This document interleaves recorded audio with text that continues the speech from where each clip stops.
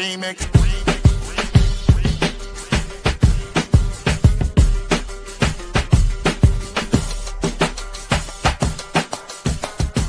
Remix. Remix. Remix.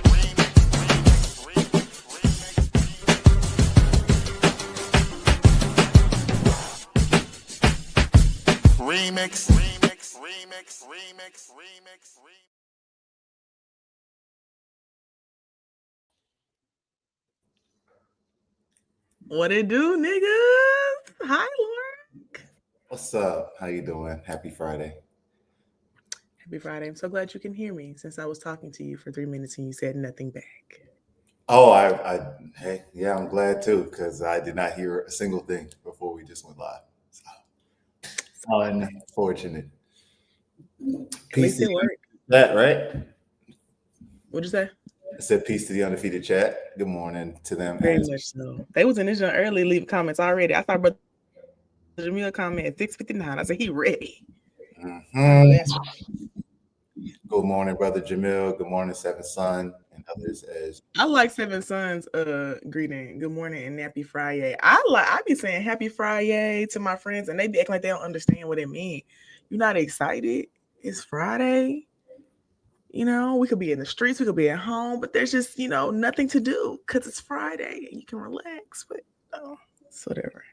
I feel like I know some people work weekends, but even then, I feel like you get less traffic. I mean, I work weekends, but I still be like, it's Friday, so less. I'm gonna cherish it being Friday. Exactly how I feel. And happy Halloween! What are you gonna be? Oh my goodness, I didn't forget. Let me not lie. You wasn't gonna be nothing. Just I was supposed to be okay. I'll reveal my costume. You have yours, right? Yeah. Okay. I was supposed to be Gary from SpongeBob, so that was supposed to be my thing. I was just going the snail. It's because you got glasses. No, not maybe. I don't know. It was just supposed to be a funny SpongeBob theme thing, but it was chill. The chillest costume imaginable. All I have to do is just say meow and kind of sit in a corner and just chill. Yeah. Oh wait, no, I'm thinking about Squidward that wear glasses. You talking about the snail? Yeah, that is easy. Yeah, I don't think either of them wear glasses. They just got big eyes. You not a big SpongeBob fan? Not really. Oh wow. I'm not really a Nickelodeon kid. I'm a Disney kid, so I grew up watching Disney Channel and PBS, Arthur and Dragon Tales. Love Arthur, love Dragon Tales down bad. Zoom, I wanted to be one of them kids on Zoom so bad. Come on in Zoom, come on. Oh my god! Yeah. You that was my shit. And then the show with the brother and the sister that were Hispanic. That's how I was like practicing my Spanish, child. Maya and Miguel. Maya. It's okay. Maya. You're talking about Dora and Miguel. They were cousins.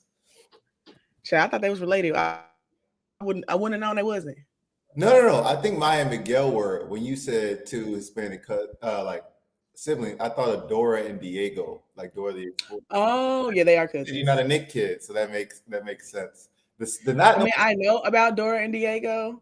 Yeah. Honestly, I feel like they had too many slow pauses in Dora that used to frustrate me.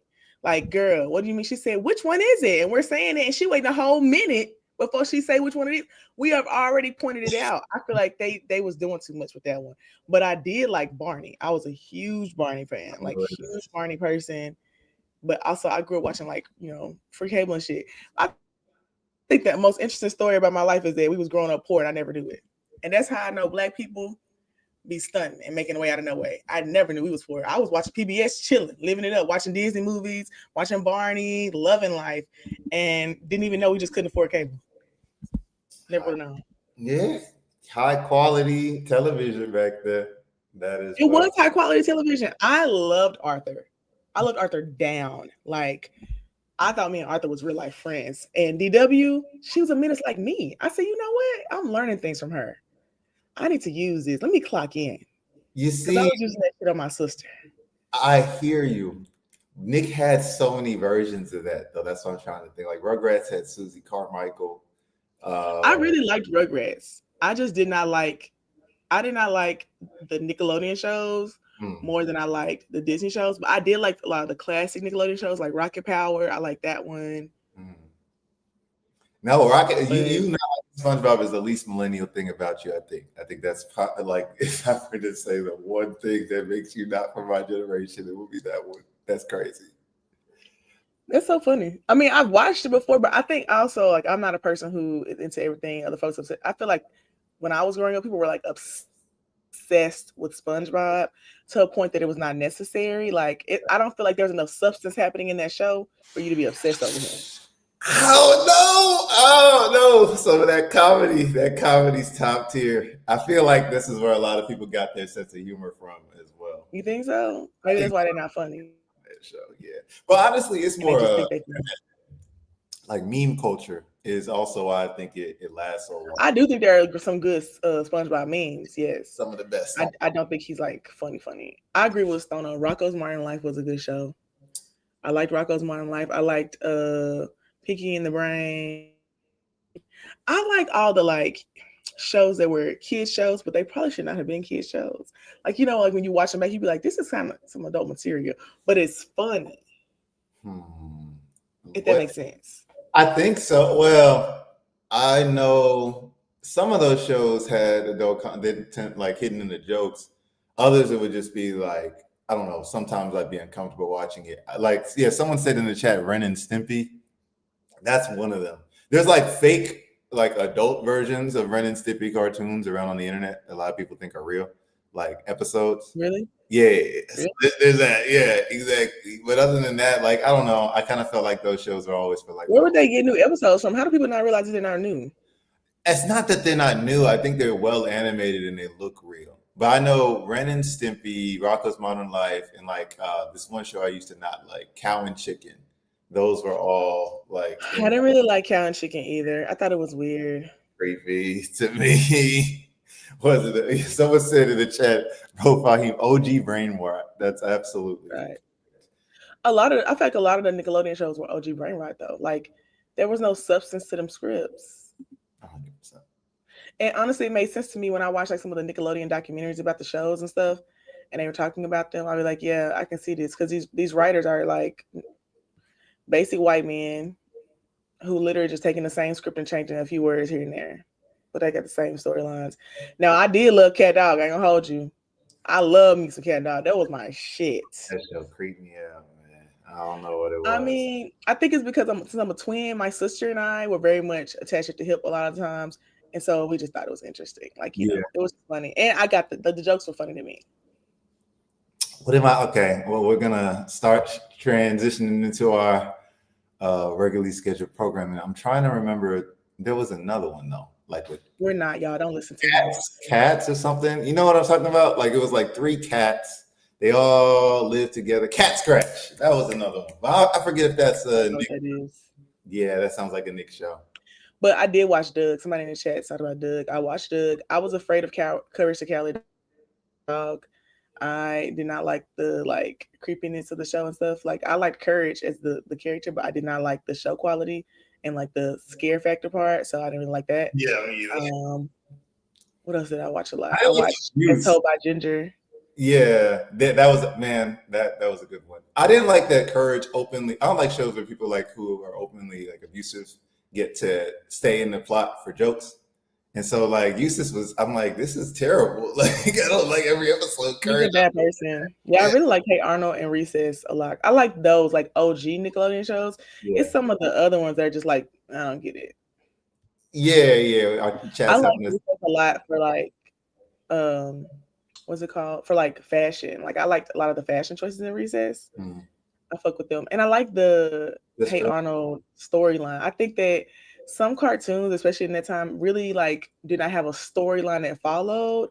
It was more like, you know, we got these random episodes. We put them all in one season, but none of this is telling like a long-term story. But Hey Arnold was telling a long-term story about his parents and all this stuff and like living with these people and like tenant laws and people, you know, being abused by the government. Like they was telling a lot of like different stories in there that to me was like really, really good. Yeah, it was. Let me post this one.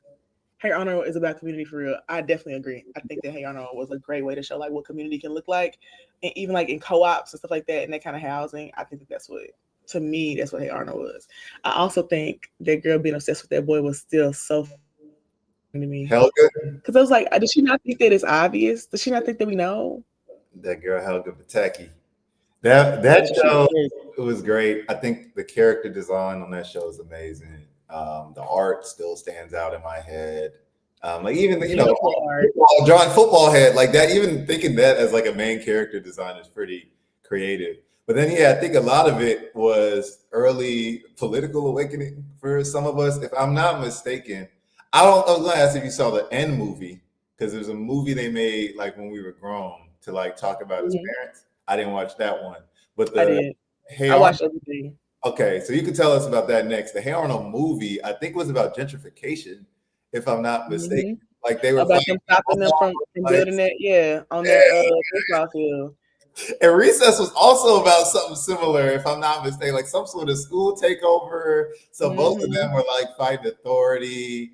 Yeah, classic aftercare stuff there. But what It was the good. new movie? Because yeah, I never watched how it ended. It just showed the journey. It just showed the journey of like his parents, like what kind of work they were doing, and Mm. like basically just kind of close the loop on what happened. Do they play around with that multiverse stuff? Like I know, Hey Arnold, I think in Wild Thornberries and them were all. I think they crossed over or something. Maybe my childhood memories I blown. do like when they used to do the crossover episodes. That's my favorite thing on Disney when they do the crossover episodes.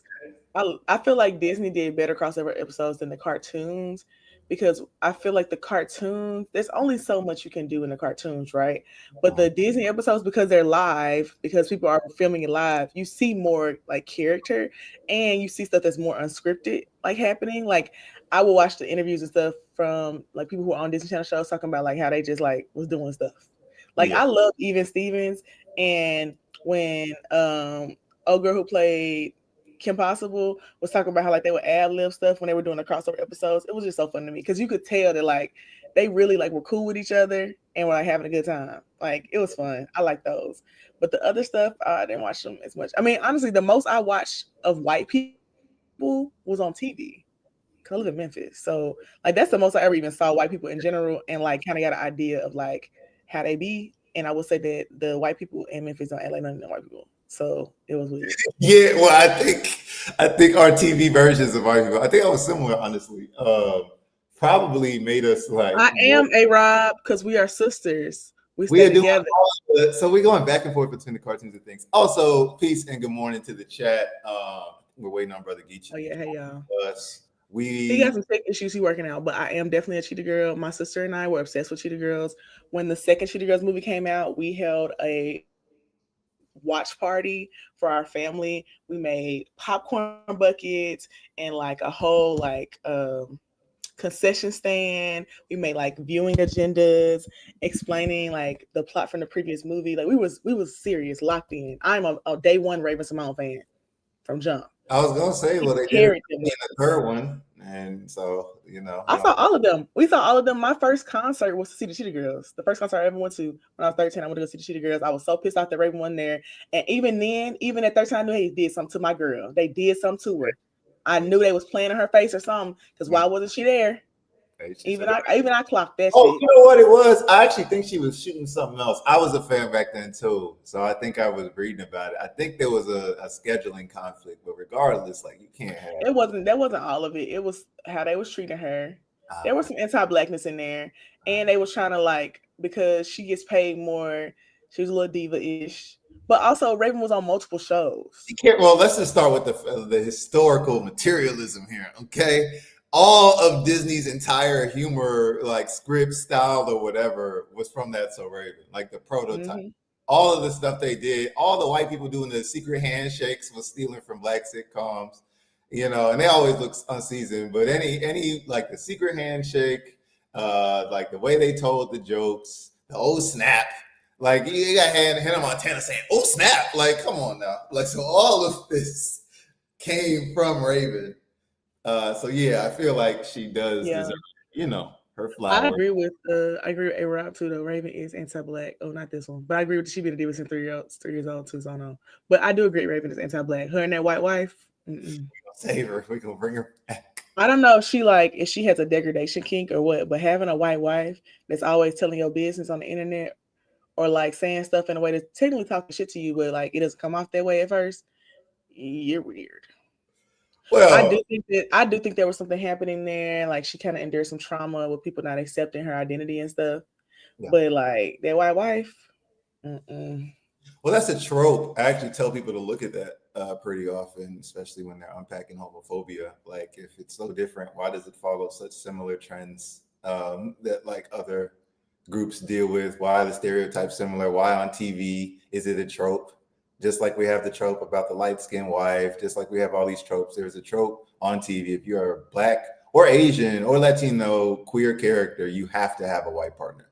Like, that obviously is mirroring real life. I just want to say, Brittany, I'm not saying the white partners was making her anti-black. Oh no! Oh, it's the white partner and the having podcast. a white partner don't make you anti-black, Amber. I'm not saying that. I'm saying she's anti-black, and the white girl is enabling the anti-black. Always that. It's that, you can't. It's always where there's smoke, there's fire, right? It's not on its own enough, but then you got to watch the podcast. I also think it's also in what she does say. Like the Raven don't say much, but that white girl be saying a lot, which lets you know how Raven talks about Black folks with her wife. Yeah, which is a problem, but that's because like why are you trying to defend yourself about how you got money? Because you think that we all think that people only date white women date white people because they need money. Yeah, well, you've heard the Raven cast All-Star Crash Outs, which I kind of agree with. So, I think Orlando Brown was on camera screaming about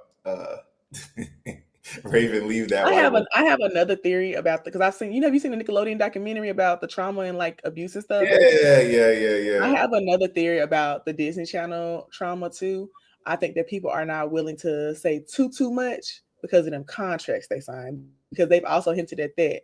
Because what's her name, Romano, the girl from Even Stevens, she kind of hinted at it before, like, and old girl from Chelsea from That's So Raven, she's kind of talked about it before too. I think there definitely was some extreme abuse happening on them casts from Disney, allegedly, that is causing people to have these mental breakdowns in this way. And a lot of it also has a lot to do with the lifestyle that they built up. I think that there was a lot of things happening in their lifestyles, allegedly, that involve some drugs that they have not been able to get off of, allegedly. Yeah. And it's having a bigger effect on them because as you get older, things hit you a little harder. Mm-hmm. Christy Carlson Romano, that's what I'm talking about. Yeah. Yeah, so he has like hinted at some things. I don't listen to her podcast. I saw a clip on TikTok, but she has hinted at some things with Chelsea from That's So Raven about like so they can't necessarily go too deep into because of like contracts that they're still in or NDAs or some shit. I said, girl, when you get out the NDA though, you gonna write a tell-all? We want to know. I'm trying to get the tea. Yeah, because what's her name? Jeanette McCurdy wrote that tell-all. That was pretty good. That was good. But I was going to say to that book, to the part I haven't read the whole thing, but I do appreciate that they outline the ecosystem of how that happens. Like, it's not just one person, right? It's not just Dan Schneider. It's her mom. It's people on set. It's execs and, Nick and Disney and all these places. So, yeah, I just want to point that out, that it's a whole ecosystem of people. Like, if it's happening, it probably happening at Disney, probably happening at wherever else, right? Like, that's just. I think the assumption that like that it's not a whole system that actually knows what's happening here. Like even in the documentary, they were talking about that. Like I definitely fully believe that they know exactly how them kids are being treated. They're not stupid. They're exploiting them for their labor, and they know that they're being harmed in some way, but they don't care, allegedly. Mm-hmm. But the idea of we have all these execs and all these people who are on set every day who have offices here, and they don't know that someone's saying these kind of comments to you, or that you're being abused, or that you're feeling this way. There's no way. Right. No, this is the whole inside joke thing that I used to hate. I think that's like liberalism or, honestly being a coward. But like in Family Guy, for example, Seth MacFarlane used to make jokes, like inside jokes about what's going on in Hollywood. So I remember when the Kevin Spacey, Predator files dropped, and we got to see how he was moving. People were talking about the joke on Family Guy, where he was like, I think Stewie, the little baby character, runs away butt naked, like out of a basement, and is like, "Help! I've escaped Kevin Spacey's basement," or something like that. And it's just like, well, what kind of joke is that? Like, how did that go? And then my brother was the first one who was like, "Well, that had to go through the writers' room. They had to animate that, like all these things." And it comes from the fact that Seth and all these people in Hollywood, it must be an open secret, like that Kevin Spacey is moving like a predator like this. So I just think about that a lot. Like, how many of these people know? Yes, Jay, exactly. He also did Weinstein jokes, and it's like, is this supposed to be your form of bravery? Is like cryptic cartoon messages that I'm watching at like 11 on Adult Swim as a 9-year-old? Like, how am I actually liked some of the Adult Swim shows, but I didn't watch that one. I liked American Dad. That's my little brother's favorite. His is American Dad over Family. But I mean, I would say I'm not like a avid watcher. I've probably seen maybe 20 episodes. I had never seen a whole season or nothing like that. But like when it be on, I'll watch it. But my favorite show was that like insanely raunchy show. That girl who had the fox outfit on, and because I feel like the scripts and stuff, it felt like they all were in different shows, and they just put them all in one show. None of them was ever aligning, and I liked the chaos. I said, "Ooh, this all over the place." Fox costume are you referring to? It was this girl. She had a little fox costume on. It was a black girl, and then there was like an alien. It was a whole bunch of shit happening on that show. All right, Chad, help us out. What show is Amber referring to? I definitely don't know what show it is. Also, I think we can start transitioning into news, but if the chat can drop some of their favorite cartoons across the generations. We didn't get to talking about the new generation cartoons either, because there's some good stuff out there. Steven Universe, that's a modern classic. No, I don't watch that either. Y'all be doing all kinds of stuff. Huh? That's an easy one. They got like the 10-minute episodes. You just throw them on before you go to sleep. Next thing you know, you're fighting space colonialism 3 seasons deep. It's a crazy series. What a ride! 3 seasons deep is crazy. Hey, like you don't even notice. It flies by. Yeah, Drawn Together. That's what it's called. Michael. Thank you, Michael. We got Ntume in the chat, and then we also Michael said it's called Drawn Together. That's what it's called. Drawn Together. Okay. Thank you, Michael. Yeah. And then Ntume says, knew about Kevin Spacey stuff in 2002 when I was still active in the acting biz. It was regular chatter. He was a predator. Hollywood knows everything. They just get more when the public finds out. Facts. Absolutely. And what's super important about that, I think, Ntume, when you were talking about Weinstein the first time I heard you, I think you mentioned that he was a terrible boss.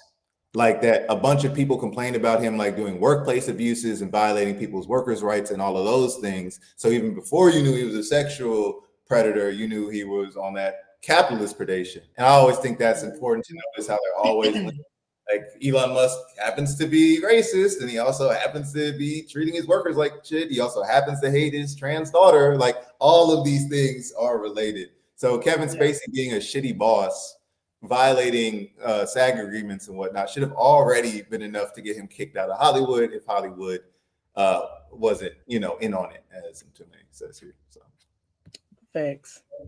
Yeah. Okay, so Lorik. What unhinged thing? No. What unhinged thing did you do this week?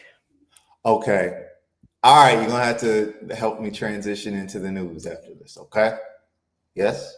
We agree? It's giving you didn't do nothing unhinged. You agree? No, I didn't. Nothing unhinged this I feel like we can't transition until Geechee gets here because he has all of the tea for the news. He does. You have your Memphis updates though, and I wanted us to get through those the story about the AI. We need his input. What are we gonna do without him? I don't know. I miss Geechee already. You're right. But unhinged, I didn't do anything unhinged this week. I'm mostly catching up with work, life.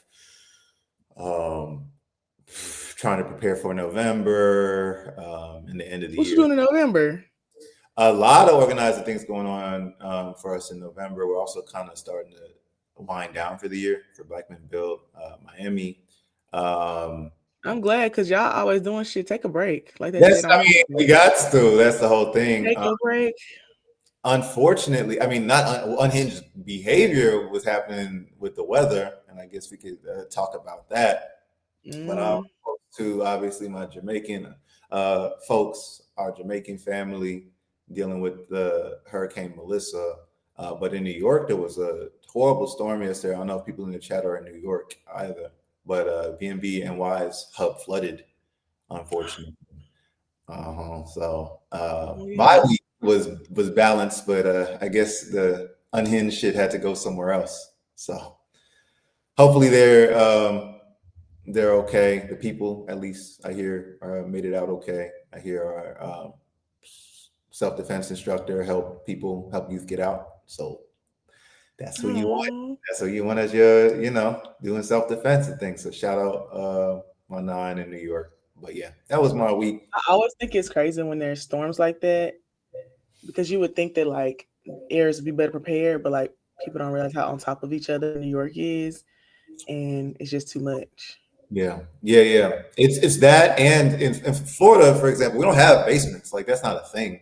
So even though we're super low elevation, it's not Not having basements is crazy. right. Well, we don't. So like if the water floods at the street level, like it might come up under your driveway, might get high up to your car, but it's not like flooding a basement. But in New York, it's different.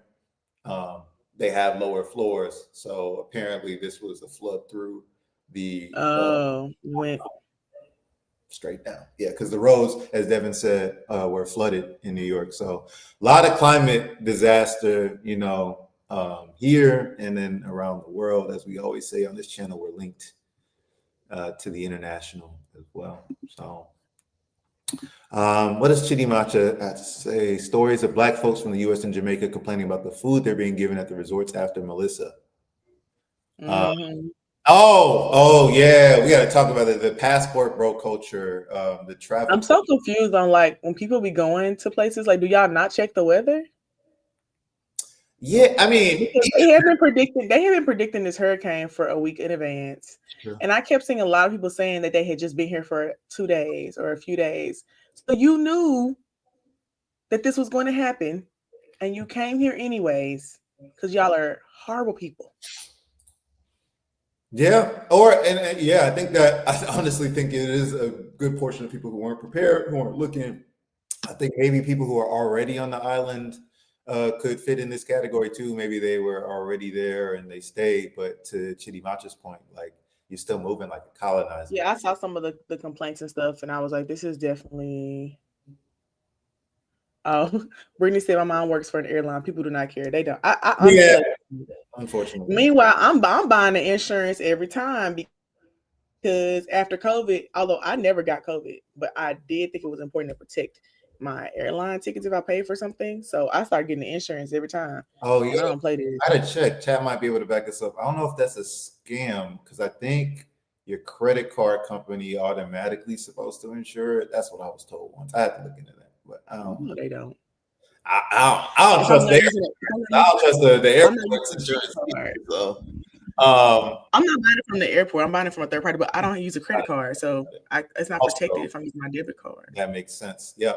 Chidi Macha's point, yeah, again, like people who travel, a lot of travel culture in this country is just, colonizer behavior. Honestly, it's going to all these other places, and that's because that's what we're modeling. Like we're taught to family vacation from American sitcoms and advertising and all of that. So you're being enticed to come to these places. I'm not trying to blame our people for that, but once you get there, this like why isn't it America attitude tends to be a common thing, which is just like you're in another country, you haven't even thought about the culture, things like that. But I have heard shout out Sister Tamanisha say that we should think of travel as reparations, and in that sense, I think if we approached it that way, it would be a lot better. I think if we went to Jamaica with a reparations mindset on it, we're reconnecting with our people in the diaspora, we wouldn't have these kind of attitudes because they don't have your chicken nuggets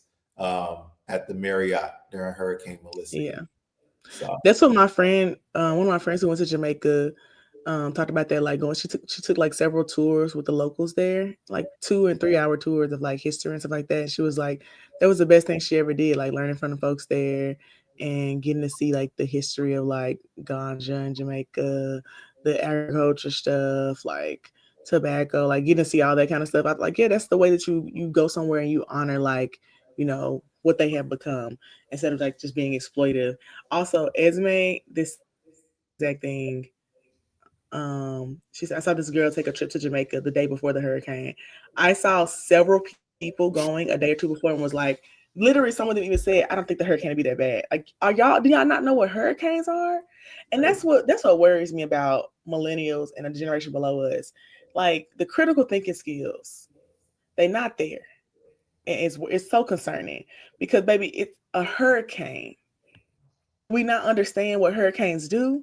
Do we not understand what they impact? Well, why would you get your ass on a plane? It just don't be clear for me. And I understand people be like, well, I had this trip planned, this, but also I know not to travel like that during hurricane season. It's hurricane season. And so I know what places I should not be going to, like the Caribbean or New Orleans when they were in heavy, like it was heavy hurricane season here. Like I didn't go there. Like people just have to, they're not thinking with their brains. And it's so concerning to me. Like, ugh. Well, I love the youth, so I usually think the next generation's got it, the critical thinking. But I do. They ain't got the critical. Not all of them have the critical thinking skills. I think the next generation is very powerful, but I also would hate for them to lose that power because they died in a fucking hurricane going to Jamaica. No, that's no doubt. And I think it's to Jared's point. What does he call it? Hold on, I got this. A civilizational crisis of methodology. That's a lot of syllables, but that's what Jared talks about. Mm-hmm. Yeah, I think we have a crisis of method. How do people figure out what they're doing? But I mean, I agree with Dre. Actually, I retract my statement. It's not just generational. It's a colonization mind. I just want to say I don't interact with a lot of boomers or like Generation X. My mom was Generation X, and that's about it. I don't really know that many of them. What's your parents? Your parents ain't boomers? No, my mom was 52. Oh, you got a young mama. Okay. My daddy is too. They ain't that old. But I mean, I'm not interacting with a lot of super, super old people. Most people I know are younger than me, like my little mentees or my age. Because millennials is really one, if you're in Memphis, you know that the largest population base is millennials. So most of everybody I interact with is actually a millennial within that age range. And I don't really interact with a lot of older people as much because we don't have as many. And also they're insane and stupid and say the dumbest shit. And I'd be like, all right, if I correct you one time on some anti-blackness or some homophobic shit and you still doing it, I can't do this. I would say the most I interact with older folks like that are ancestors, like the mentors and people that I talk to, or elected officials because they old as hell.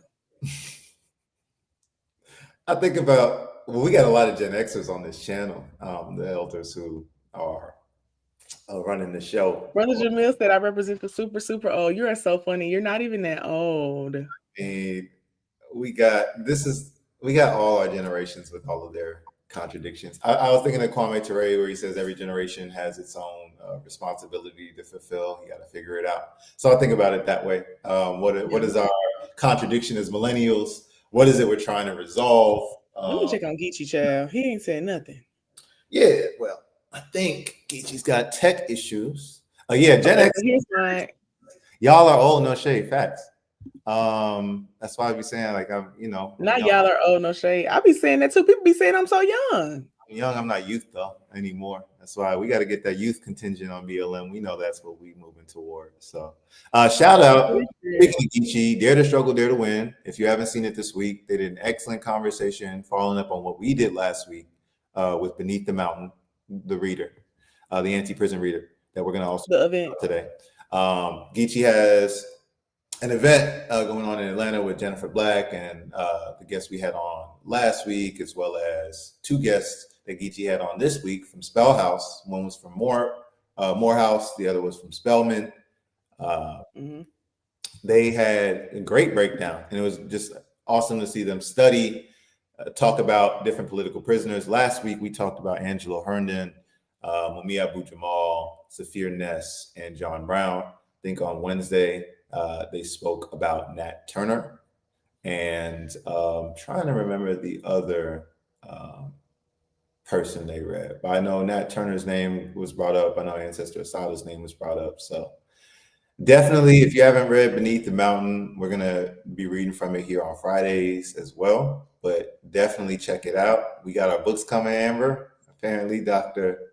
I'm excited. Laura came through with it for us and bought because I asked, ask you and did. show You did. You got us hooked up. Appreciate that. Yeah. Okay, so my unhinged thing is that I was on TikTok late at night, and I really should not be on TikTok late at night. It was like 10. And somebody I know was doing tarot readings. And so I was like, fuck it, I'll do one. And so I did a little tarot reading, and I was asking them, like, what are the ancestors saying about my love life? What should I switch up? What should I change? Like, what is the future looking like in like a month to 2026? And them niggas told me to stop playing. I said, that's crazy. Imagine that. Imagine thinking I was gonna stop playing the field. I was gonna say that. So we're back here. So it's the start. Because act like we never left, baby. I said, I don't want to do that right now. I don't know, man. Maybe in 2026. I don't know. In my defense, though, I'm really just holding on by a string right now. I literally haven't talked to my hoes for most of this week. I'm not good at this. This whole organizing heavily and having a roster thing is extremely hard. And I was trying to hold on to it. But now I've been kind of like letting them fall off delicately. Yeah, because I don't want to hurt nobody's feelings, but also it's like, do I have time for this? But I also feel like people are understanding. Like they'll be like, no, I get it. You're working, and I'm like, I am actually. I'm working a lot, and I miss my dog. He's living his best life with his dog sitter though. He loved being with that lady. Oh yeah, dog's out. Your baby's out the house. Oh, he's living it up with that lady. I had some travel that was really close to some other travel for a conference, so I couldn't go pick him up in between. Mm-hmm. And she been sending me pictures every day. He just gallivanting in her yard and eating bones and shit. Mind you, I bought the same bone she got him because I'm thinking, oh, he likes bones. I brought it. It's in my house. The nigga didn't touch that bone for weeks. I said, men. Ugh. That's I mean, that's the babies too. I got so many just you give a toy they really want super bad, and then they just done with it in a week. Oh man. Yeah, I was like, just like a little boy. Yeah. She said he was tearing that bone up. She sent me videos of he going at that bone, like tearing it up. We get to my house, I open the bone up, I give it to him. He looked at it and walked away. I said, that's crazy. It's a rat. You spoiled him. I just spent $13 on it. So exactly, you spoiled him with a $13 bone. That's what it was. And it was huge. It was a imagine it like a Flintstone. It's a hamstring bone. It had like the little crunchy stuff on it too. Like it was the same exact one she gave him. That's why I'm like, I don't understand why you don't like this. He just tripping. Yeah. You see Geechee, he's working through some of the tech right now.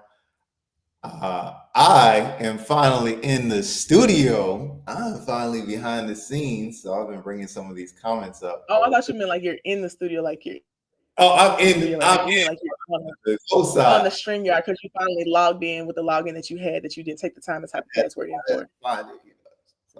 I want to. So proud. I knew how to do this. Does this work? Hold on.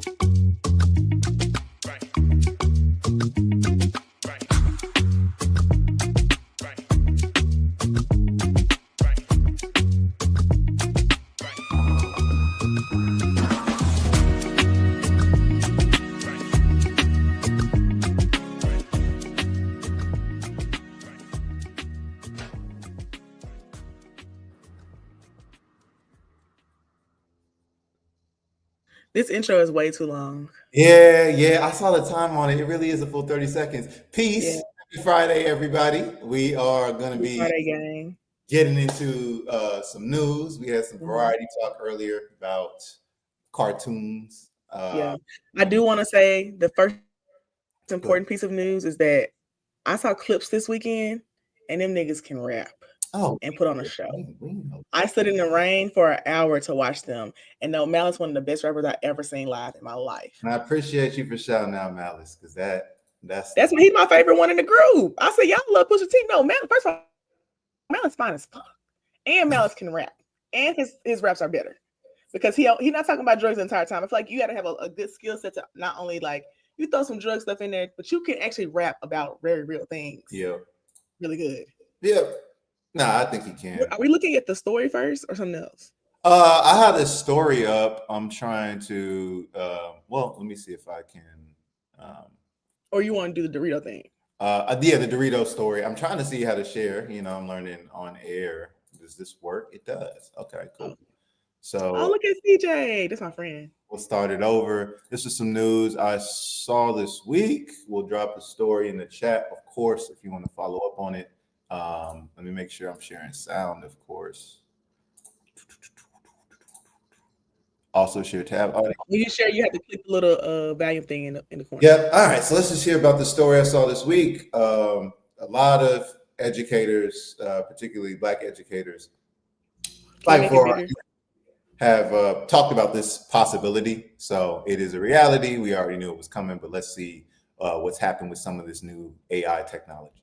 We had an incident occur yesterday that really underscores the potential dangers associated with AI, bias, and potential implications it could have on Black and brown youth. 16-year-old student named Taki Allen was swarmed by police at Kenwood High School in Baltimore County, Maryland, after an AI gun detection system falsely flagged him as armed. It all happened after football practice. Taki was sitting outside with his friends eating a bag of Doritos. Here you can see the bag of Doritos. When he finished, he crumpled the empty chip bag and stuffed it into his pocket. That's when the AI-powered surveillance system made by a company called OmniAlert mistook the bag for a gun.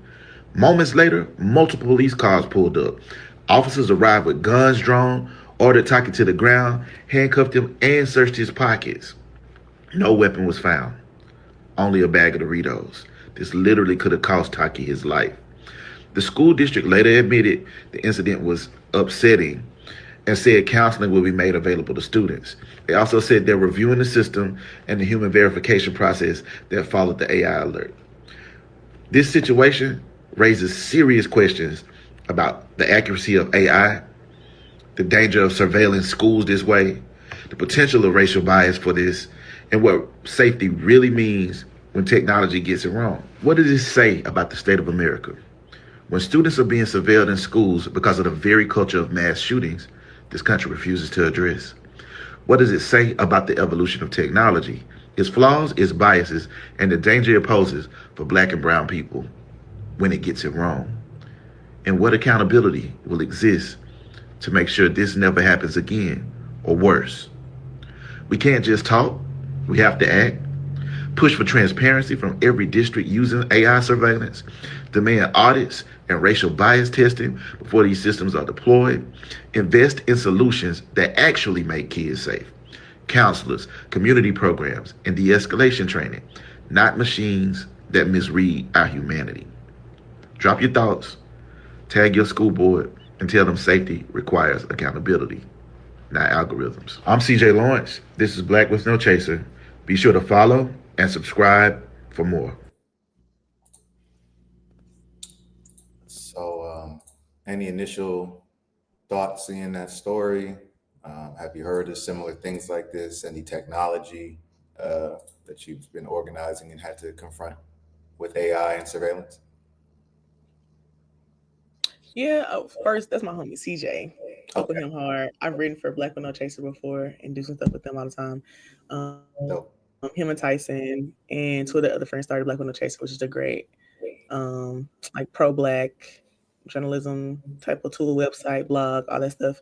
CJ is also a lawyer, so I've also talked with him about different like things that happen in the community, especially some stuff that happened in Mississippi and Alabama before, and like connecting him with some folks that he's been really helpful with. So all around good guy.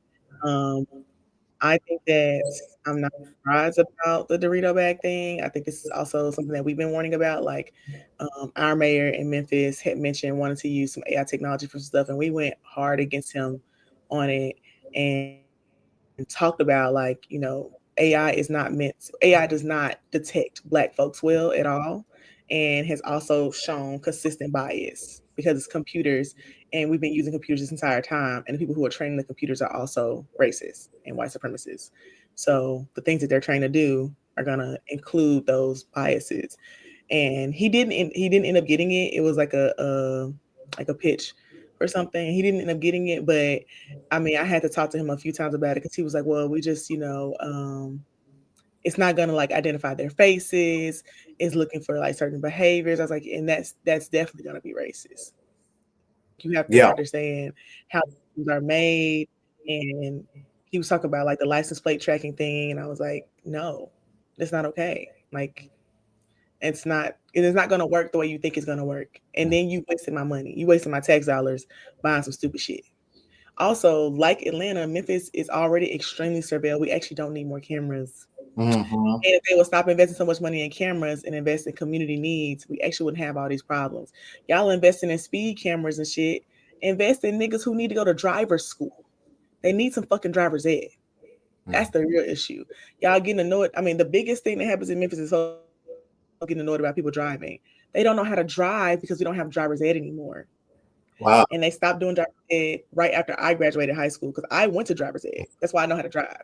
But I see a stark difference between people who went to driver's ed and who didn't, because they're learning from their family members who are also horrible drivers. So they're teaching them all these horrible habits, and then we look stupid trying to understand why they driving like this because their parents are teaching them to drive, and their parents are speed demons too. Their parents don't know right of ways. I have never seen so many people my age be confused at a four-way stop in my life. Stop. They don't know what's going on, or the light start blinking yellow. Everybody confused. Do you not know what that means? Did you not read that in the manual? No, they didn't. They didn't take that test. They ain't read nothing. They don't know what no signs do. They don't know. I mean, I said, this is insane. And they made us like, they were so strict on us when I was learning in driver's ed. I was like literally having anxiety in that class, trying to make sure I didn't fail, because if you took driver's ed, you get a waiver, so you don't have to take the driver part at the driver license place. Oh, wow. You take it at the school, and they give you a waiver, and you do the written test, and you get your license. So that's what I did. Like, I took the waiver, and then I had to turn that in, and then immediately went to having my permit, and I could just practice. That was the whole like part, the whole what is it called? The whole like pull to do it. Is it like, oh, this makes this process easier for me and a little bit cheaper because I don't have to pay for it. So now they only have private driver's education. And it's just, I think that us putting up multiple speed cameras instead of just trying to show folks like basic shit. Residential neighborhoods, the standard speed is 35. Most people don't know that because they didn't go to driver's ed. Right. And then when I told them, they're like, well, how would I know that? I said, exactly. None of us would know any of these things, because it's not like I got signs up. They don't have you having signs up. They don't be having the most basic stuff. So people were just speeding. Yep. No, it's so funny you say that. I was driving through a neighborhood again, because I know the residential speed, and this random old white lady was screaming at me to slow down, and I was looking at my speed. I'm like, I'm at the speed limit. You don't know your own neighborhood speed limit. You yelling at me? I want to also say, it is, when we talk about abolition, something that applies outside of the immediate prison industrial complex. Although your tickets do go to police and ticketing collection agencies, and you can be arrested and all of these things. So it is tied in there. But I think people don't immediately associate that with an abolitionist struggle. But these these shot spotter techs, these speed cameras, any way for the capitalist class to extract rent from you, to pull money out of your pocket, is exactly the kind of solution you would get, other than what Amber said, which is actually teaching people, actually making the DMV not a miserable place to walk into that everybody hates, if hiring enough workers so that they're not all overworked. I'll have more to say on that during the Memphis update about the traffic citation thing, because I think that that's also something people don't realize. But I do want to bring up this comment when someone was talking about Flock, because I'm actually in this like Southern security organizing group that's organizing against Flock and other like security and surveillance technology. And we have seen a lot of cities who are using Flock who would cut their contracts. Greensboro recently did. Another city in the South just recently cut their contract because they're realizing the danger of it. Also, the Flock cameras don't work in Tennessee because people in Tennessee, the officials, are dumb, and they bought a system that can't read the license plates because our license plates are blue. Mm-hmm. So they can't read them because of the way the technology is set up. So they have all these license plate trackers and stuff they put all around Tennessee. They passed like a year or two ago. They can't read any of the license plates, which is great for us, but also like you wasting my fucking tax dollars on some shit that don't work. And we told you that it would not work. Also, for a city like Memphis that has a whole bunch of license plate readers, they're never able to catch criminals, which is should be the key indicator that that's not what the cameras can do.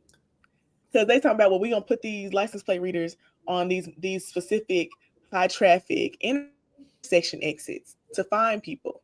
But when a motherfucker was having hallucinations and on drugs and going around shooting people up, they didn't find him for a day. He literally went to multiple locations, was going live on Facebook, and they could not find him. And you got 1,000+ police officers, and nobody can find them. Yep. To me, all it shows is the incompetence of the technology and the people. So I'm glad you said that. That's a perfect transition into the story because that's exactly what I was thinking of as well.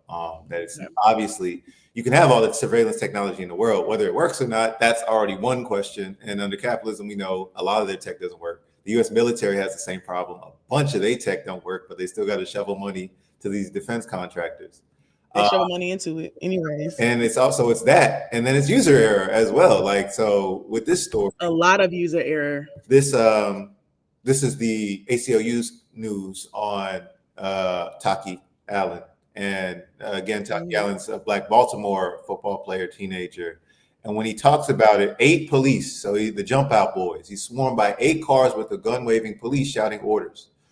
Allen said the police said that an AI detector or something detected that I had a gun, but I was just they showed me a picture. I was just holding a Doritos bag. So y'all jumped out on this child and you didn't even look at the picture. So you're just blindly trusting the technology is what I'm hearing from this. So you blindly trust whatever the thing says, whoop, whoop, it's a gun, and you go jump out on some child. 8 deep. Yeah, they do that a lot. And the surveillance stuff that they're using, they're just believing whatever it's saying, and then they'll get there. Like the shot spotter thing, there was a huge like campaign against it in Louisville, Kentucky, because they put these shot spotters in random places. People didn't know where they were, and then they were triggered by things that were not gunshots. Often they were consistently being triggered by things that were not gunshots, like yelling, slamming doors, slamming. If you slam a drawer that has like silverware in it, that's happened before too.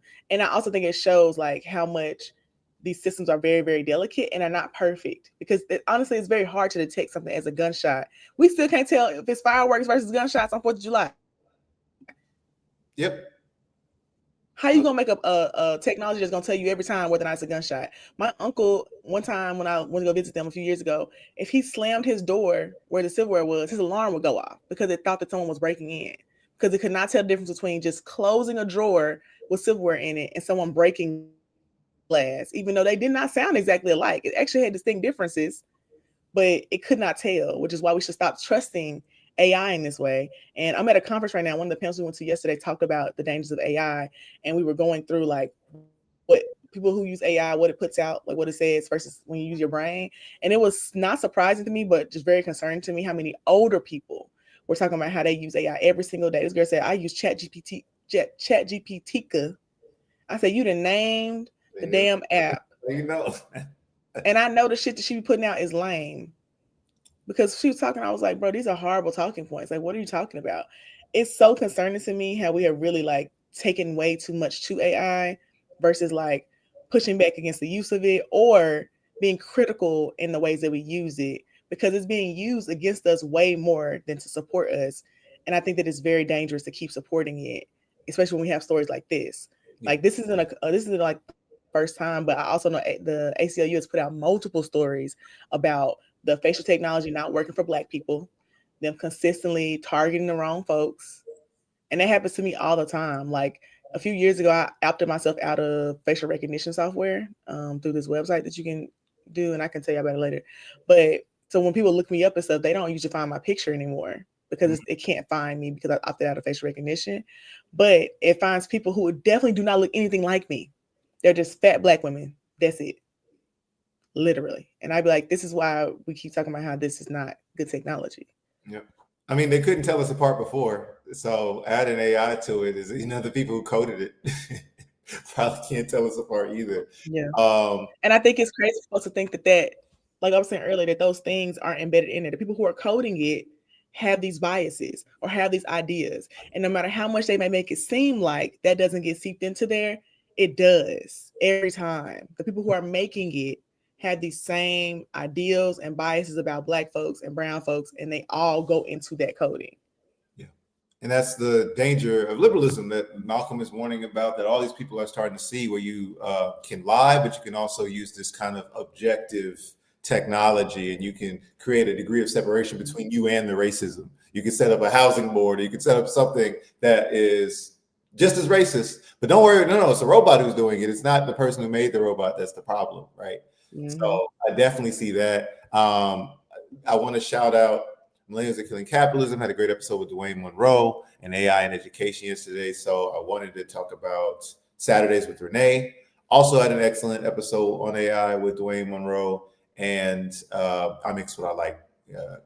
Jared did another one. So definitely check those things out. I wanted to point out this paragraph here, which talks about the relationship between the things. And this might be a good place to end this story. But to set up AI to be in a position to trigger this kind of response is grossly irresponsible. And the fault lies with some combination of the school that installed it, the vendor that pushed it on perhaps naive about technology school officials, the school security staff who called the police, and the police who, it sounds from Alan's account, were aware that the alert came from an AI and had a still of what the AI had told them was a gun. Humans should have been in the loop here before police were deployed, guns drawn, and recognized the Doritos bag when they saw one. The school gave a confusing account of how the alert was transmitted to police, suggesting that a school resource officer escalated the situation. More evidence that putting police in schools is a bad idea.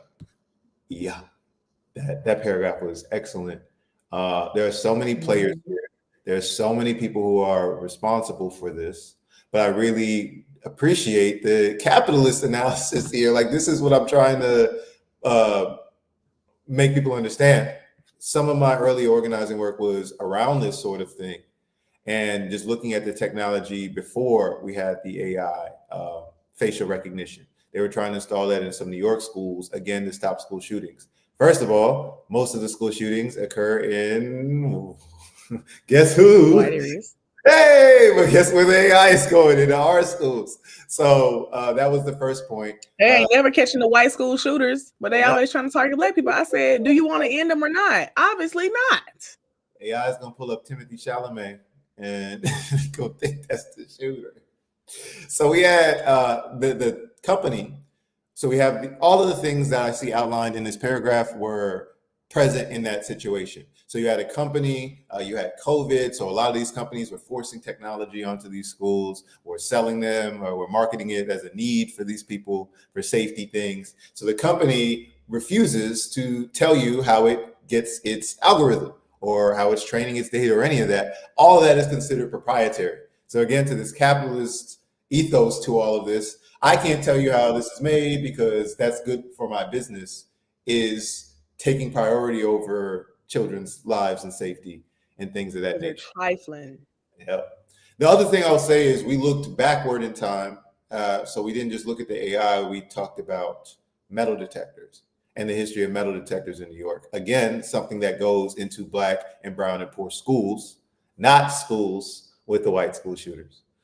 And even there, the logic and the technology, it was all carceral, colonial, all the things we want to talk about. A mayor apparently went to a school one day when somebody was armed. So it wasn't even about the kids. It was about the mayor being there. So it's again about protecting. And they were like, we got to do something because we can't look bad in front of the mayor. Yep. And the logic made no sense. Again, as always, dialectically, everyone was saying we need counseling, we need resources. The problem is in the community. And the U.S. system said, no, you guys need more prisons, guns, cops, things of that nature. So the situation. Always you need more police. Yeah. I mean, if you look at so I'm closing, but when they had it, it was 3 cases. So there was a person who had brought a weapon to school. And that was when the mayor was there, I believe. And so that was one of the reasons they escalated this demand for metal detectors, and the company that gets to sell them makes all the money.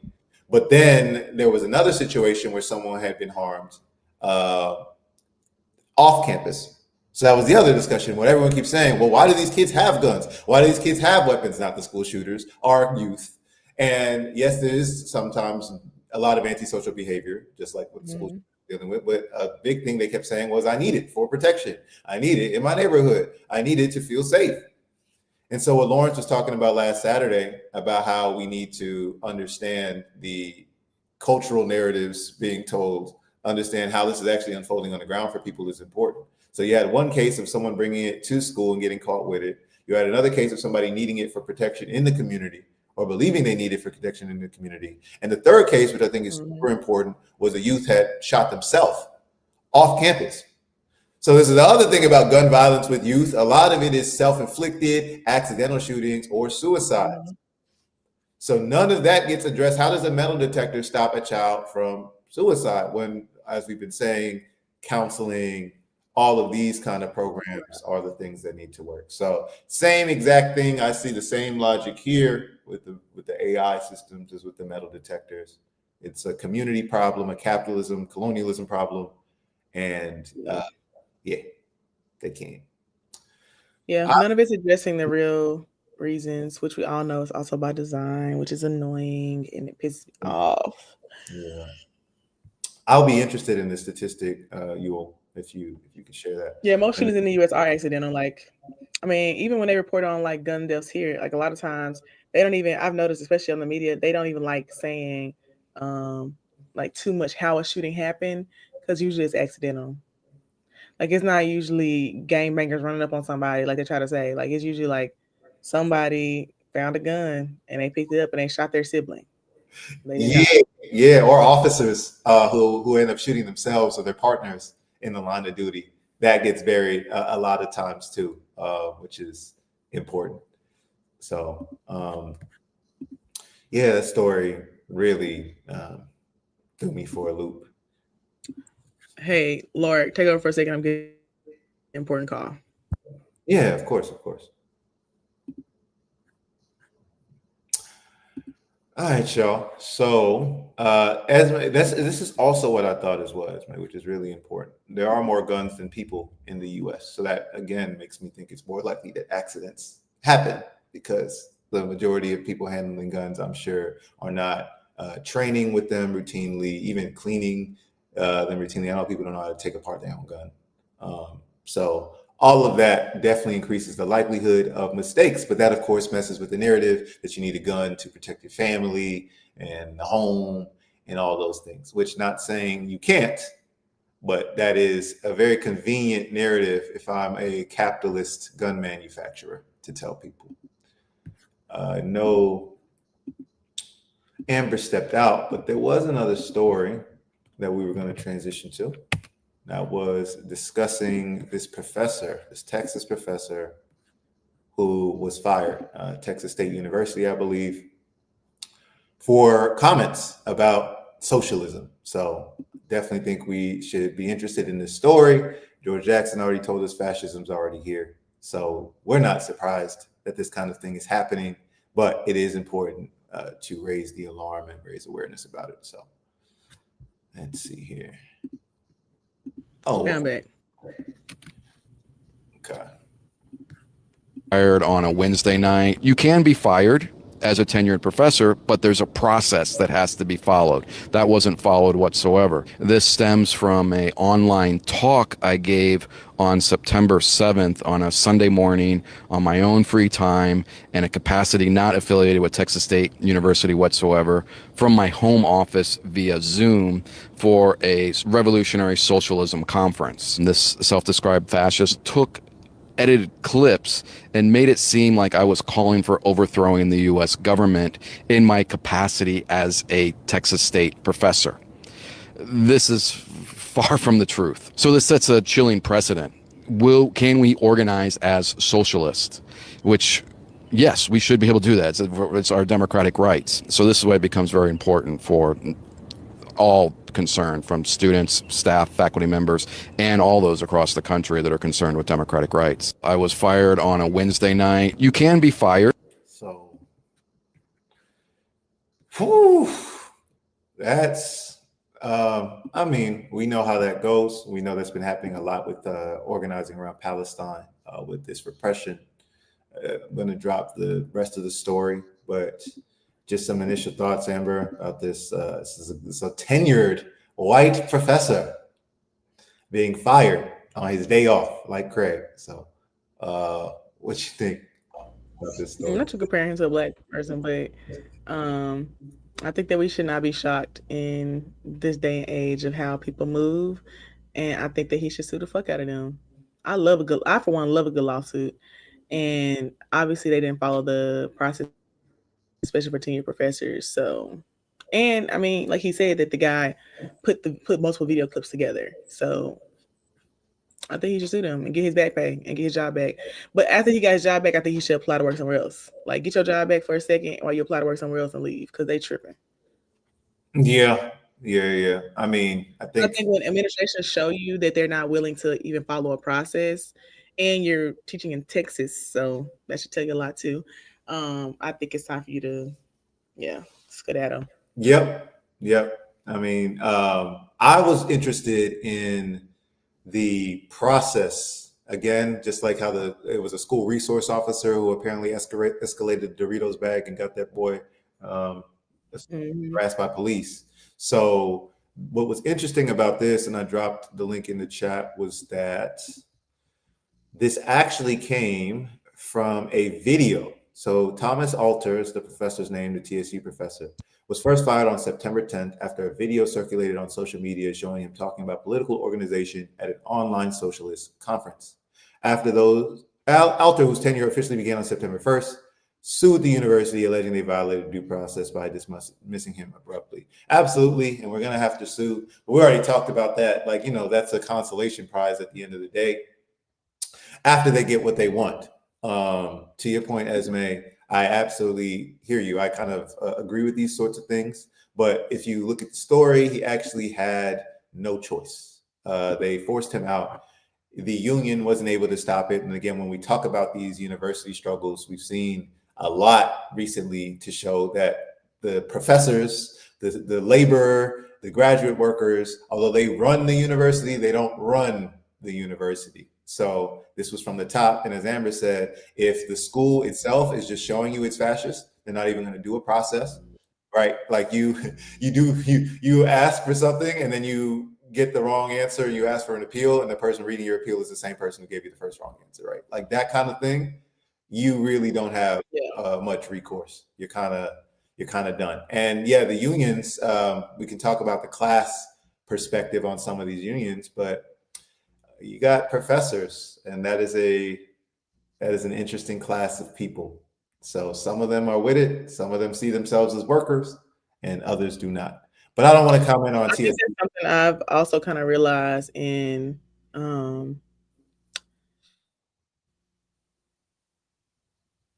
like dealing with universities. I don't think that I would be a person who would teach at a university just because of that.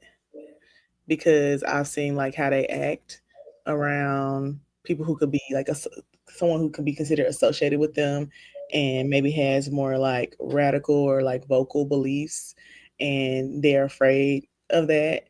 But those same universities will ask you to speak at their schools consistently. Because the same university that canceled my adjunct contract because I said Free Palestine on Twitter has had me come to their school at least 6 times this year and paid me to speak to students. So they really want to maintain a degree of separation. Yeah. So then they can be like, oh, well, no, that was just that department that requested that person. They're not like working here. And I think that that's also purposeful because they're weak. Yeah. Protects their capital. They got to keep the dollars flowing into the school. And I also want to point out, as you were saying, once the administration, once the top wants to get you out of there, right? If you have no method, if you have no organization, no institution like a union to push back, you're kind of done for.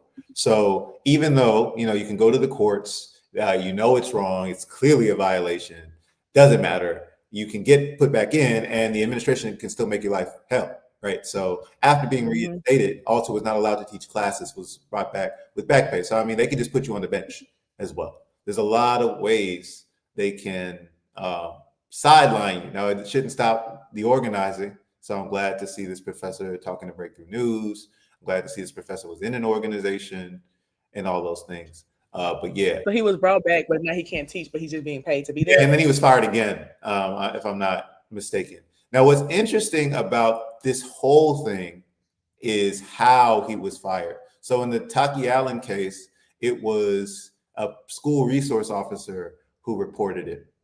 In this case, it was actually someone on Twitter, a right-wing, I would say agents, honestly, who Baby, they love doing that. They be literally just on these meetings and these events, just waiting to find some shit so they can report it. Yep. So I mean, she's watching us, so I have no problem watching her back and doing this kind of research.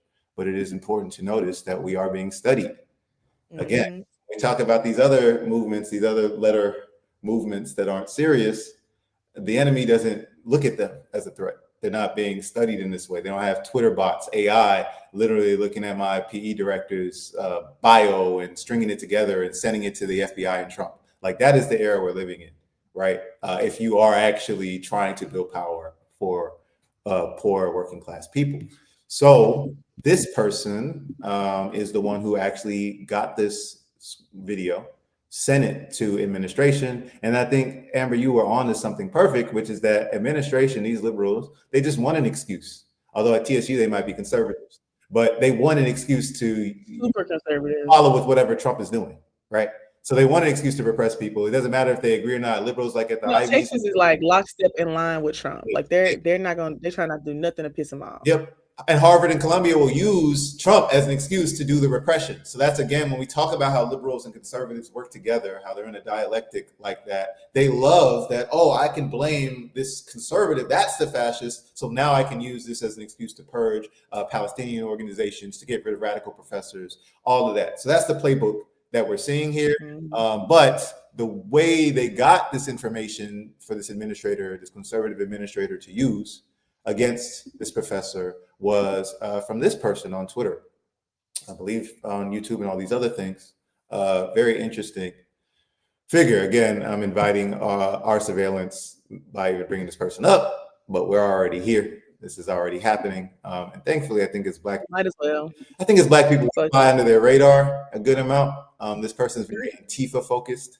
So I think she probably kind of missed us. But this person follows this professor, goes into socialism Zooms and places. So again, we got to be careful with our Zooms, with our security protocol, and records and basically clips, things like that. So they got a clip of him talking about how we have to be organized if we want to defeat Western imperialist power like the US, one of the most bloodthirsty empires, I think is what he called it. Accurate statement. But this person is losing their mind about that and sends it.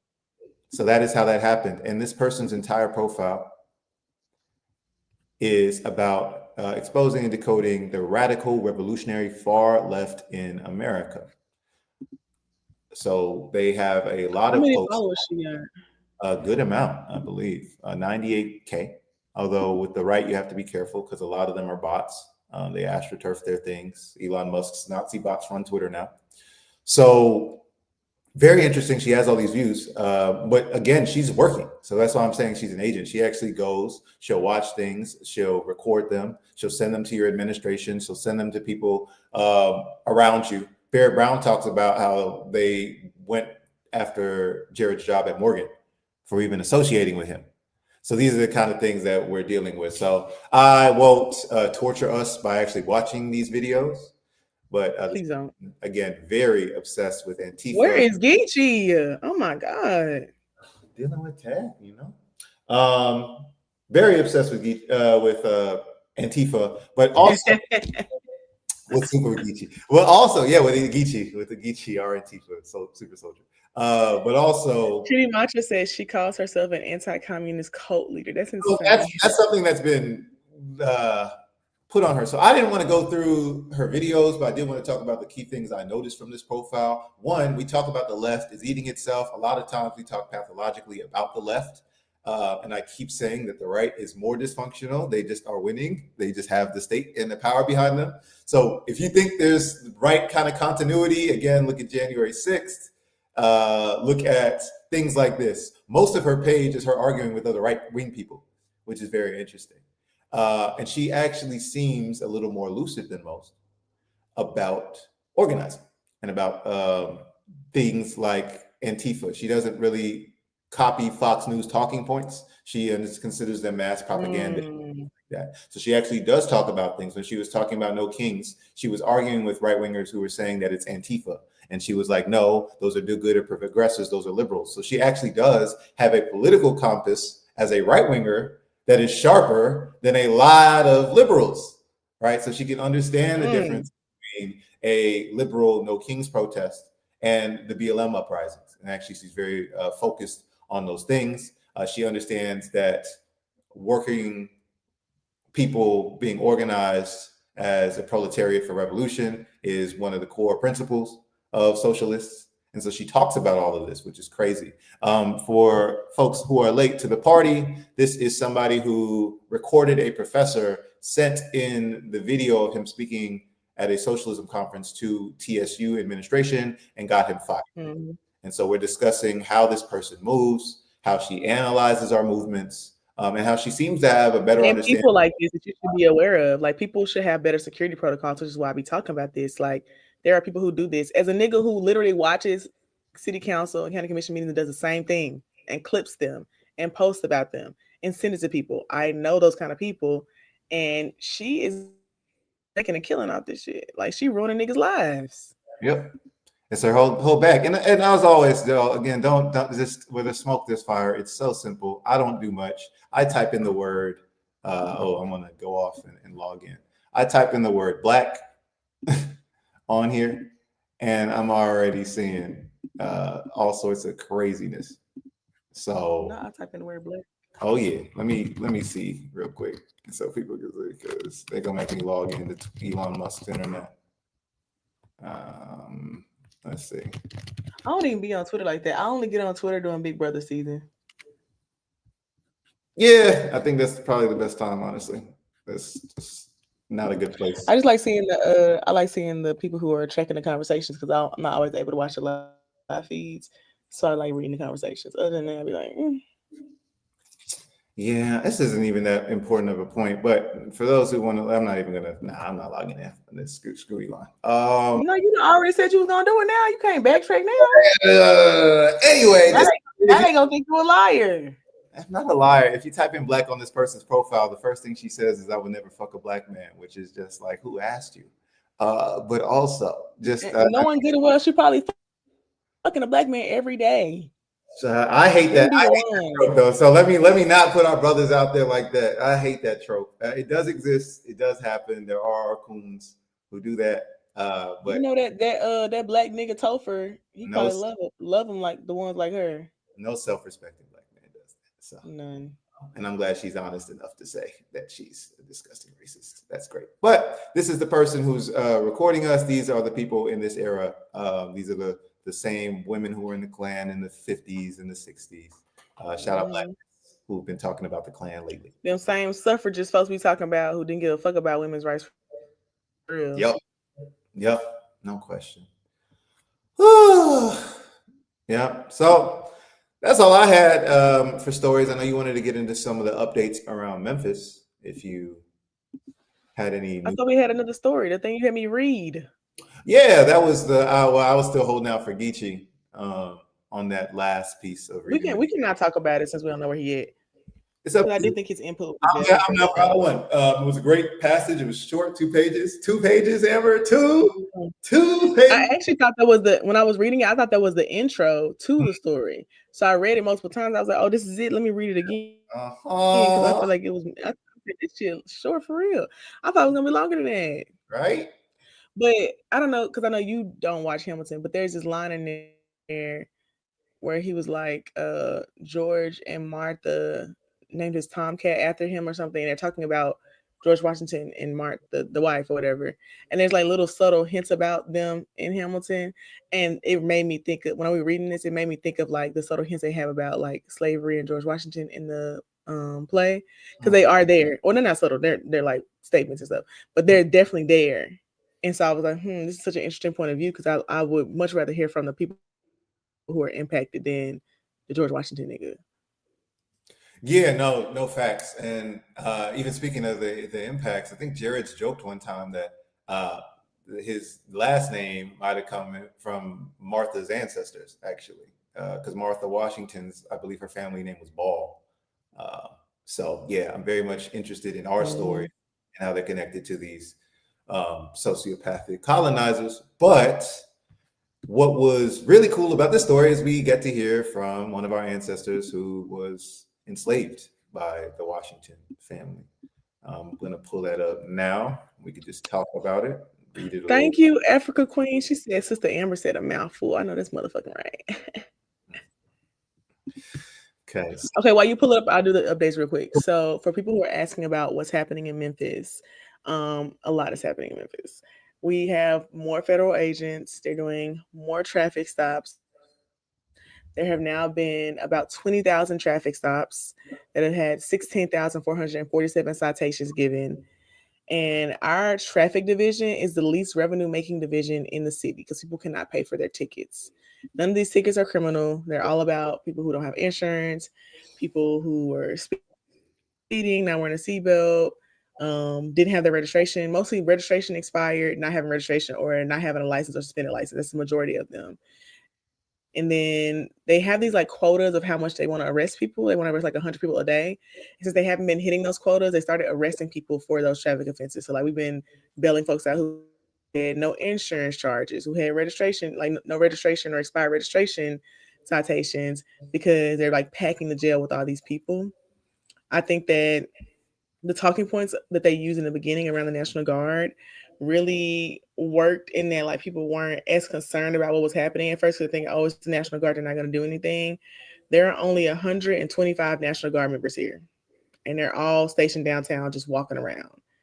But the people who are actually causing all the harm are the federal agents, the IRS, the FBI, the DEA, the HSI, the Department of State, who are riding along with our police department, the sheriffs, state troopers. There's 300 state troopers in Memphis right now, and they're just doing traffic stops all day, only in Black and brown neighborhoods, consistently every day, all day, except when they take a break for lunch from 12 to 2 and dinner from 5 to 7, which we clocked from our rapid response hotline because we have been using like intel from that to figure out like timing around stuff. But we have a rapid response hotline, so people have been calling that. They call when they've been stopped, or they see someone being stopped, or they're at home, because they've also started knocking on people's doors just to get them to open the door, and then just snatching people. Whoever opens the door, they just snatch them. So I think that the impact of like the actual federal occupation, one, isn't being talked about enough, but also my theory is that the real goal is to cripple our economy, because no one's going anywhere. So people at restaurants are getting sent home early from work. No one's going to the grocery store. People are going hungry. People are not going to school because their parents can't take them to school.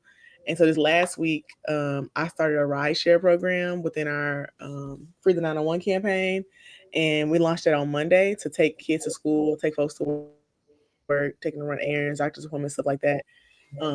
But it still is very like preliminary, like we just started.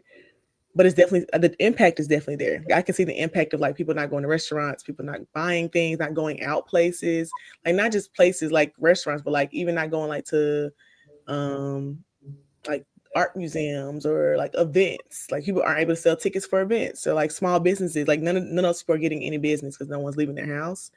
And I think that it's also a way for them to see how they're able to do this here, so they can model it somewhere else that's similar, because they realize they can't do it how they wanted to in Chicago and LA, but they could do it here because we're in a red state. So they're not trying to figure out what's a good model to, manipulate this in other places. Because our governor even said in a press conference that Memphis is going to be a model. This was like 2 weeks ago. He was like, Memphis is a model for how we're going to like be able to control or be able to come in and, decrease the crime and support these communities, even though they aren't doing anything to decrease in the crime. Like our crime was actually already down a lot, a whole lot from other things we've been doing, like things we've been giving money to, youth programming, making sure that we can, get people to and from work, giving them stipends for transportation, stuff like that. Oh, somebody said, can you elaborate on the? Yeah, that's a great question. I was gonna. Can you elaborate on the economy point and how that will benefit the state? So Tennessee, although it's a real state, Memphis is, obviously a blue city, very strong Democratic stronghold. It's the largest Democratic stronghold in the state of Tennessee. We also have the most taxes. So we contribute the most taxes other than Nashville to the state. So all the revenue that they're receiving from us gets spread throughout the state. But right now, that revenue is extremely low, because no one is spending any money. Like when I say no one, I mean, I was going to stores and no one was there at all. And that's been happening for almost 2 months now. So people are not like, it's going into the holiday season. People start hiring for like temp workers and stuff. They're not doing that right now. Nobody's coming to buy anything. The only people who are going outside are white people. Black and brown folks are in their houses, Yep. literally. When you go downtown, like even though they have the National Guard here, they're downtown. But when you go down there, no one is there. And also the tourism is suffering. We have a huge tourist economy here because Elvis Presley's house is here, Bill Street, all that stuff. It got so bad that the downtown commission made a video trying to get people to come to Memphis and come downtown. Like, hey, downtown is safe. There's no reason to be afraid about what's happening here. Come out, enjoy these things, blah, blah, blah. And no one is still coming. And so that's a huge blow because our downtown economy fuels a lot of things too. So no one is going downtown. It's empty. It's a ghost town. No one's going to those restaurants, those venues. There's concerts happening. The Brandy and Monica concert happened last night. That shit was not packed. Wow. At all. Like, so the economy is struggling. And I think a big piece of this is that the state troopers and other folks who are giving out citations, they're like, oh, well, we'll give out citations because you have to pay the state of Tennessee. Right. Without realizing that if they're not paying the city of Memphis, baby, they're not paying the state of Tennessee either. It don't matter who get a ticket. If they ain't got it, they ain't got it. Period. It's not going to change. No. But I was going to say, I think Jade is asking about how it would benefit the state. So I actually wanted to touch on that point because I think you're already there. Where we're dealing with two different factions within the ruling class. I think the typical Democrat neo-colonial form of rule, where they, use the tokens and say all the language and all of that is one form. And then we have the overt white nationalist form of rule that the Republicans bring. Even Amber, when you're describing that, to me, downtown, that's a de facto form of segregation, basically, right? Because if all the white people are not going to be stopped because naturally they're citizens, right? And only black and brown people are going to be arrested, then that sounds like Jim Crow 2.0 to me. And to this point about the Dem-run cities, right? Because, yeah, you're right. On its own face, why would the state want to hurt itself? Why would the state not want to make money? But we talked about last week how this is a strategy by Trump to punish blue states. So people who are on that other form of rule, that neo-colonial form of rule we're talking about, he doesn't like that. So he's trying to show that blue cities are failing. And what else does that show, Amber, than making them shut down, making sure their economies freeze? This is happening in Chicago and all these places. So Trump, the white nationalist wing, can then attack Democratic strongholds by saying, see, these are failing cities. So on its own, you're right, it doesn't benefit the state, which gets a lot of its revenue by just taxing us and harassing us and all of that. But in a broader power struggle between the ruling classes, I think it makes a lot of sense to make Memphis and Chicago and Portland suffer. Yeah. And it's also a way for the state to come in and like increase the level of surveillance and jails, because my other theory is that they are overpacking our jail like this to keep pushing for a bigger jail or a new jail, because over the previous like 2 months or so, they had been pushing for a jail and the community was staunchly against it. Right before this occupation happened, the community was against it and the plans kept failing. And then they removed the black neighborhood off the list. They wanted to put the jail in. And so it kind of just stalled at that point. They weren't talking about it anymore. But now that they're packing this jail, and a little white boy that's 24 years old died on Wednesday in the jail from unknown reasons, who had marijuana and shrooms on him and a $10,000 bond. 10. Now that he didn't die. He had 24 grams of mushrooms and a half a pound of marijuana with a 10K bond. Meanwhile, it's niggas who had 2 blunts on them with 50K bonds. Yeah. I mean, even the 10K, wow. Yeah. Yeah, I think that it's an all a ploy because I think people also underestimate what folks are paying attention to. If you think that Trump and all those federal officials are not paying attention to how we lobbied against that jail and got that shit shut down, if you think they're not paying attention to the fight against XAI and how we had them niggas shaking in their boots and how they getting sued right now and they're not winning the arguments, and how the second XAI data center hasn't even been powered because they cannot find a way to power it because the city will not power it because it will take 40% of the city's power to power this one data center. And they don't have a power plant to use. They don't have a power source that's strong enough. You're not paying attention because they definitely are clocking it all. They're clocking everything and they're lining it all up. And that's how we got to this federal occupation in the first place, and it's going to have all these ripple effects.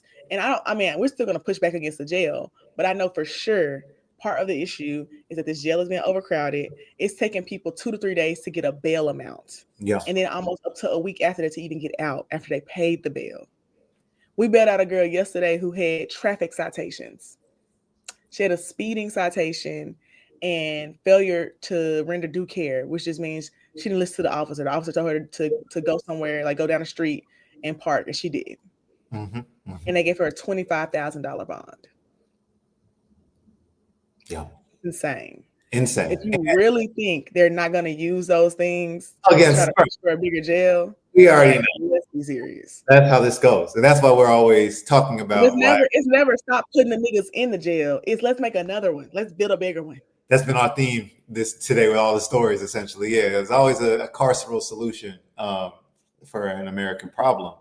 And I think I appreciated you bringing up the data center. That was where I was going to get at. Like Esme already pointed out, capitalism has its crisis, regardless of who's running the show. They often play hot potato and see who's going to catch the bomb when capitalism booms in their hand, right? So Democrat. Yeah, I would say I don't believe in the Trump is running everything thing. I've been saying since before Biden that the economy is struggling. Yep. I think that when you stack multiple things on top of each other, like a federal occupation in a city like Memphis, you're gonna see it exacerbated more. But it was already struggling. That's not new. We've been saying that. Like the recession indicators are there. Tia and Tamari are making Instagram videos again. Yeah. The recession indicators are there. Like that's not a shocker for me. Yeah. But you left it to Tia Tamari thing, yeah. But I do think that, if you don't, I feel like if you don't mention previous folks, people assume that I'm only blaming it on one person. All of them are involved. No, I don't think that was directed at you. I think that was in the chat. I know. I'm saying in general, when people are like talking, if they don't I feel like if you don't provide a whole bunch of information, I think all them niggas is accountable. I think all of them. I mean, Biden should have made moves multiple times around the economy that he did not make. He should have made moves multiple times around protecting certain rights that he did not make. And all it did was give Trump an easier pathway to do what he's doing right now, because that motherfucker wasn't doing nothing but dying from cancer. Yep. Allegedly. Oh, that's right. Rest in peace. I forgot he has. Apparently he healed now, but he still got dementia allegedly. Okay. Maybe I hope I don't get us reported. Free speech. So allegedly. So that was great. I was actually, so the point I was getting at was what you mentioned with the data center, and to Esme's point, like the Republicans. So again, they're ruling strategies. What is the white nationalist conservative ruling strategy? Esme outlines it perfectly here. Defund the government, then blame government programs for not being able to help people, and then solve it with capitalism, right? That's essentially the neoliberal playbook. Yeah, I know that gets confusing, so we'll talk about it in our glossary. Why conservatives can be neoliberal. I know that's a term. I love this glossary. I love that glossary. I truly do. So that's the right-wing playbook. But what you were saying about the data centers, and to Jay's point about the state and theorizing that, it just made me think of George Jackson. Like at its core, fascism is an economic arrangement. So how can you organize a world where this happens, where the people are so oppressed that they can't fight big business and capital that comes to literally take away the things they need to live? That is fascism. So that's what it's trying to do. So it made perfect. I'm sorry, it's freezing in here, y'all. But I think that's also a good point around Biden that I've talked about. Biden had the chance multiple times to stand up to TVA. There were several campaigns against him, one appointing a few people to the TVA board who would have been more people friendly and being like listening to our demands around energy usage. And he could have also stopped TVA from this plan they had around using more, trying to push for more coal and less renewable energy, instead of like adopting a 10-year plan that would have actually lowered the amount they were using and incorporate like more battery and other stuff. He did not do that. And now that Trump is in office, Trump has completely pushed back against it and appointed these crazy ass niggas to the TVA board who only gonna listen to him. And a part of what's happening with the data center is that TVA is locked up with them. So TVA is helping them with different things, like they're helping them find ways to get the different power sources they want. They're giving them guidance around, like, being in Memphis, we only have TVA. We only have MLGW, which is powered by TVA. What's TVA? And so they're able to.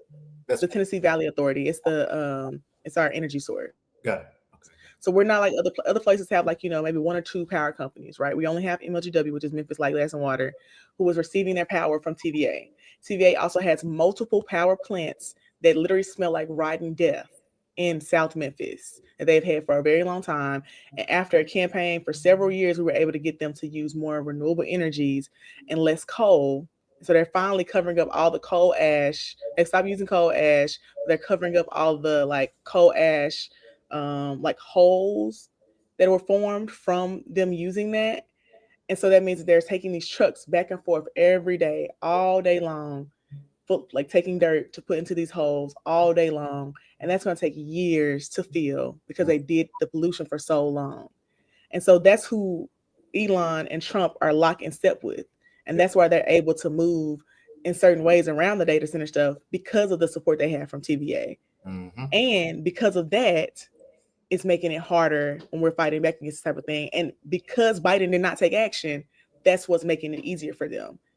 So they're all complicit. It's all their fault. This is how it works. And then why is this happening in the first place? Why do we need these data centers? It's capitalism. Specifically, we're in an AI bubble, which is going to burst and destroy the U.S. economy. So again, they're playing hot potato. I don't know which president's going to catch the AI burst. Maybe it'll be the Democrats after Trump leaves office again, and then he'll be like, "See, Democrats can't run businesses, whatever." But yeah, the AI bubble, this Chat GPT, as you talked about earlier, all of that is driving the U.S. economy. I'm so proud of that dumb bitch.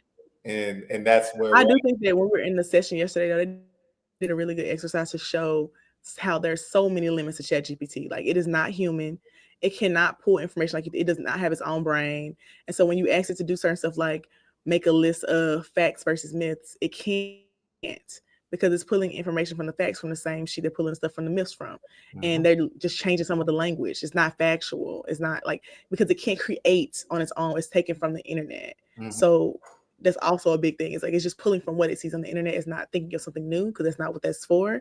And I think people were able to see those limitations yesterday and be like, okay, I kind of see what you're saying. Somebody said it's TBA, Tennessee Bar. I'm saying TVA. I'm sorry, I'm from Memphis. I'm saying TBA, Tennessee Valley Authority. The TBA is Tennessee Bar Association, though. And Dre asked if I'm on Blue Sky. I am. It's the same name as my Instagram. A is for Afro. You had what was you just made a point. But yeah, I think regardless, at the end of the day, we understand where this is coming from and why. And your point about the ChatGPT, that was the example that Dwayne gave on Saturdays with Renee. He said there was a prompt where somebody you ask ChatGPT, make up a new invention or something. And it can't, because obviously it is just a advanced form of autofill, essentially. Mm-hmm. So when it's like make the language model, so it can't do. It said like teleportation beams and stuff, and people are like, yeah, this is all stuff that exists in sci-fi for decades now. So it's just it has to draw from human creativity. It cannot create on its own. This is why all the iRobot sci-fi, as enticing as it is, like, it's just not how it's going to happen. Yeah. I liked Jay's comment. It's only intended on keeping you on the app. They're just trying to get your data. ChatGPT is not the product we are. That was something I talked about in the session yesterday, about how, like, the reason why ChatGPT works so well for a lot of y'all is because you're using it so much. ChatGPT don't know shit about me. Mhm. It literally knows nothing about me because I don't use it enough and I don't train it. There was one guy we had to like type in a prompt, and the prompt automatically said it was about voter access, and it automatically said Georgia voters. Voter access is he never told he was from Georgia, Right. but they know he's from Georgia because he's using it so much, Woo! which is insane. Yeah. Shout out DeepSeek. So I'm sure they have some of the similar problems, but still, the technologies. Also, But thanks, John. I do have a great afro. I'm gonna take the twist down soon. I usually keep them up for like 2 weeks or so. I just like switching my hair up, but also I do miss my afro too. we're gonna swap next week probably. So We might actually by next Friday. I might have my fro back. Knowing me, you know me, I be just doing Great. shit. Okay, so I have the reader brought up. If there were any other last thoughts on, I think the technology thing is just really important. How people use ChatGPT and not recognizing its limitations. I also think your point is really well received. It knows you because you're giving it the data. And to Jade's point, I heard that same thing from some radical folks who understand tech. That if you're using a product for free, you're the product, or essentially. Like You they're are not the brother. minding you, right? You are the father. You are, yes. It is on you. I'm So sorry, I played too much. that's why ChatGPT and Instagram and all these meta sites can be used for free. I will say in that session though, I did learn. I honestly I thought movement niggas were way more security conscious, but I realized how much of them are not more security conscious. Like I'm usually running a VPN on my phone pretty much all the time. My location is never on. People don't know where I'm at. I don't use these AI models. I don't like do a lot of the stuff that folks are doing. And I was like, how does it know so much about you? Y'all got your location on, y'all posting where you are live. You literally tag in the restaurants you eating at. I said, there is no security culture with movement niggas like I thought. Like, I'm consistently like just surprised at how much people like put their information out publicly like this. I think it's a generational thing as well, which when we can talk about that. I know, for example, my parents are really good at security culture in terms of in-person things. Like, we used to be at church and there were bomb threats. So they had an evacuation, all of that. But in the 21st century, no, if our church gets DDoSed or someone calls SWAT on us or something, you need a young person, not young necessarily, but someone with that skill set. To be there to do that. Otherwise, yeah, like I think everything you describe as far as security culture is something that if I were to tell someone who's not tech savvy, they would look at you like you were an alien, essentially. So yeah. Yeah. I just want to say, John said I remind him of his daughter, Aww. but she needs my energy. If you want me to mentor the girl, you want me to, liberate her, radicalize her a little bit, I'm always down to radicalize those kids. The youth wing of BLM coming soon. Okay. My little mentees, they've been doing good. I'm never sure if people are really getting anything because I don't feel like I'm a mentor necessarily. But they said they be learning all kinds of shit. I'd be so surprised. I said, that's crazy. I'm just living. I'm just doing stuff. One of them was like, I didn't realize paying for it was so smart to use. I said, that's crazy. You thought I was buying stuff full price?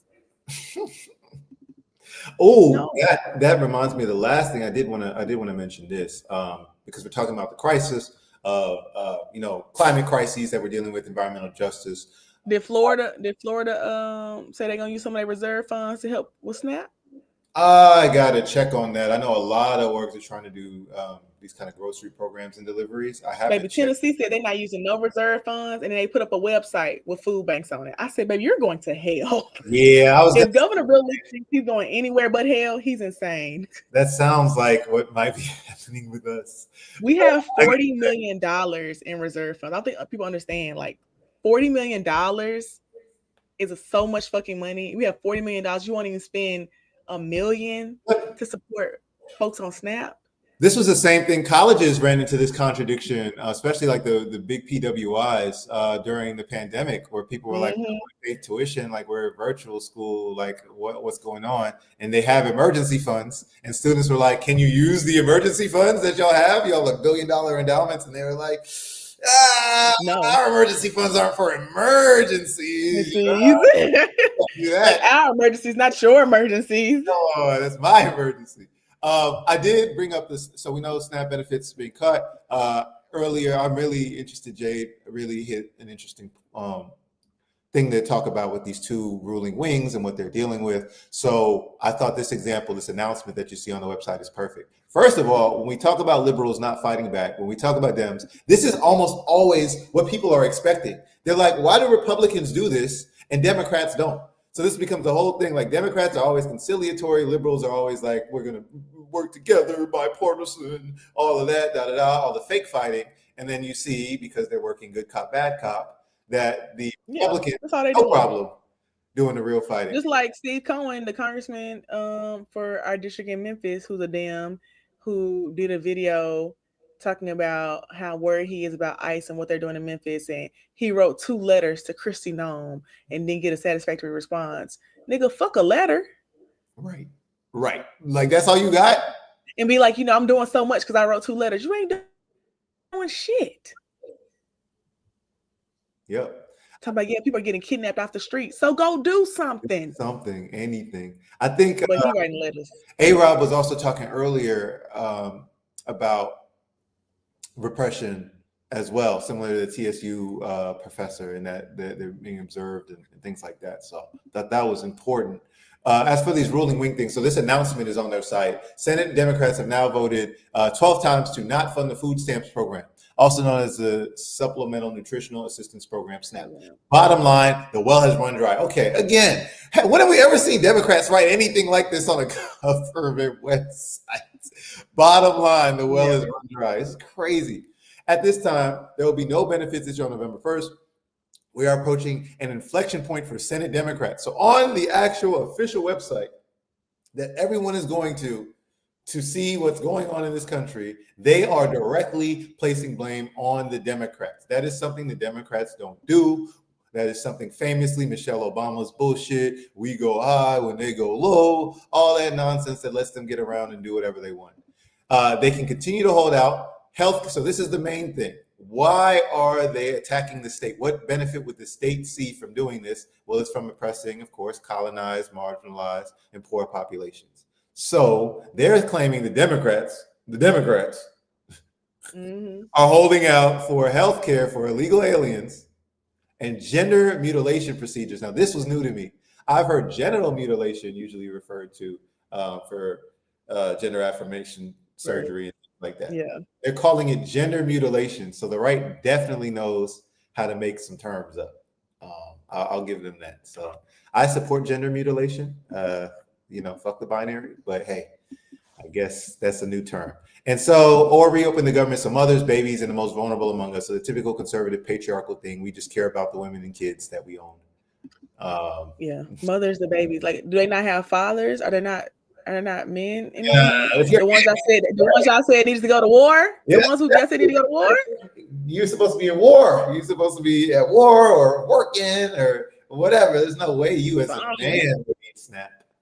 Only the women and babies. So crazy stuff. I know we're running towards our close, but thankfully this was 2 pages of reading, so it wasn't too bad. So I have. Let me grab my water. 1 second. Cool. I want to grab mine. It's empty.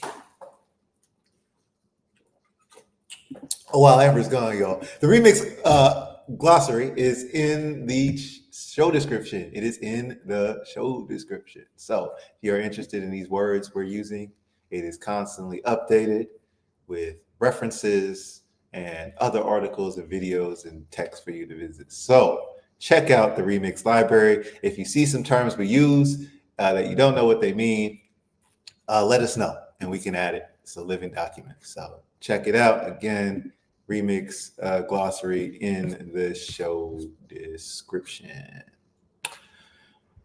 All right. Y'all serious about this glossary. He be updating that on everything. I hope y'all be reading it. All right. We got Beneath the Mountain, an anti-prison reader, edited by Mumia Abu Jamal and Jennifer Black.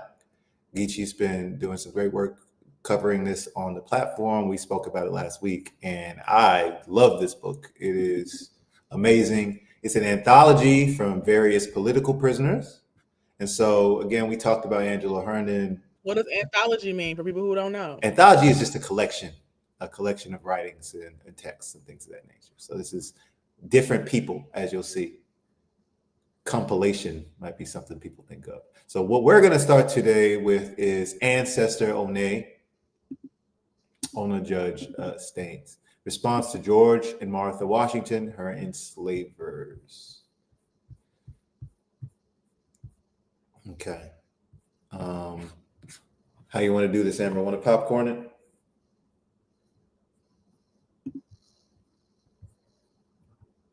Amber? My bad. I shook my head. I thought you heard me. Oh, no, I was looking at my bad. I'm looking at the other screen. Yeah, let's do it. I'm trying to make sure it can be as visible as Can possible. we do the first paragraph? Yeah, let's do it. She was Go ahead. Ona Judge Staines responds to George and Martha Washington, her enslavers. She was born beneath the mountain and succeeded in coming out from under it, inspired by the same revolutionary principles that drove her enslavers to rebel against the British monarchy. Ona Judge was among hundreds of people enslaved by President George Washington and First Lady Martha Washington, and one of several whom the Washingtons covertly rotated out of Philadelphia, often to Virginia, in order to evade Pennsylvania's gradual abolition of slavery of 1780. After learning that the Washingtons were going to give her to their ill-tempered granddaughter as a wedding gift, Miss Judge began to plan her self-emancipation. One evening, while the president and first lady were dining in the Philadelphia residence, Ona, a domestic servant, stole away mid-meal. Judge later recalled in an 1845 interview. Pausing real quick. Just want to point out George Washington, a notorious capitalist. And this passage to me makes it so clear. One, he's a land speculator who's been killing natives since he was a teenager because he wants their land. So that was his economic incentive. George Jackson tells us to read Charles Beard's An Economic Interpretation of the U.S. Constitution. So we can see how most of these people were property owners and bourgeois and things of that nature. So he wants to steal native land, but I also want to point out, just like today's capitalists talk about not paying taxes and exploiting these loopholes and all of these things, George Washington is trying to get around the law. As the first president of the United States, he is literally trying to get around the laws of the land that he is supposed to be in charge of. So for his capitalism, George Washington is trying to make sure that he doesn't have to follow those laws. The same way they look at tax codes, he looked at his enslaved property that way. So that was important. So stealing away mid-meal, Judge recalled in an 1845 interview, whilst they were packing up to go to Virginia, I was packing to go, I didn't know where. For I knew that if I went back to Virginia, I should never get my liberty. I had friends among the colored people of Philadelphia, had my things carried there beforehand, and left Washington's house while they were eating dinner. Despite fear of bad publicity, the Washingtons relentlessly hunted Miss Judge. They enlisted people to locate her and placed an ad in the Philadelphia Gazette, promising a $10 reward for her capture. Their ad described the now free woman, a light mulatto girl, much freckled, with very black eyes and bushy black hair. She is of middle stature, slender, and delicately formed, about 20 years of age. What does delicately formed even mean? Yeah, that's an interesting phrasing. I don't know, maybe Google can. When I read that, I was like, no, what the fuck that mean? Because honestly, it says painstakingly crafted, meticulously created. Yeah, that's kind of what I thought. So I guess they're trying to say that she's attractive, maybe, or I'm not sure. I'd have to look that up. But that's an interesting question. Yeah. You want to pick up? Oh, somebody said, what's the name of the book? It's called Beneath the Mountain. An antique. Yes. Let me see. Go up just a little bit. Sure thing. I think it was, thanks to right there. Yeah. Thanks to the support of an abolitionist network, including a group of free Black Philadelphians whom she befriended, Miss Judge safely made her way to New Hampshire, where she was recognized there by a friend of the Washingtons. The president enlisted the help of a local official to find her and implored her voluntary return. Miss Judge, move the mouse over a little bit. The thing is covering the words. Okay.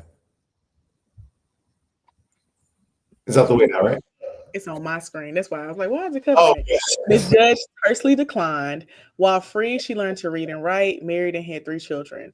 On 2 occasions, she was interviewed abolitionist newspapers in the mid 1840s.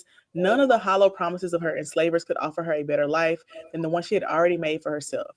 We laud her bravery, her resistance, and her resolve by honoring her response to the entreaties of the Revolutionary General and first President of the United States. When besearched to return to her position as enslaved servant, she replied succinctly, "I am free now and choose to remain so." And I know that's motherfucking right, girl.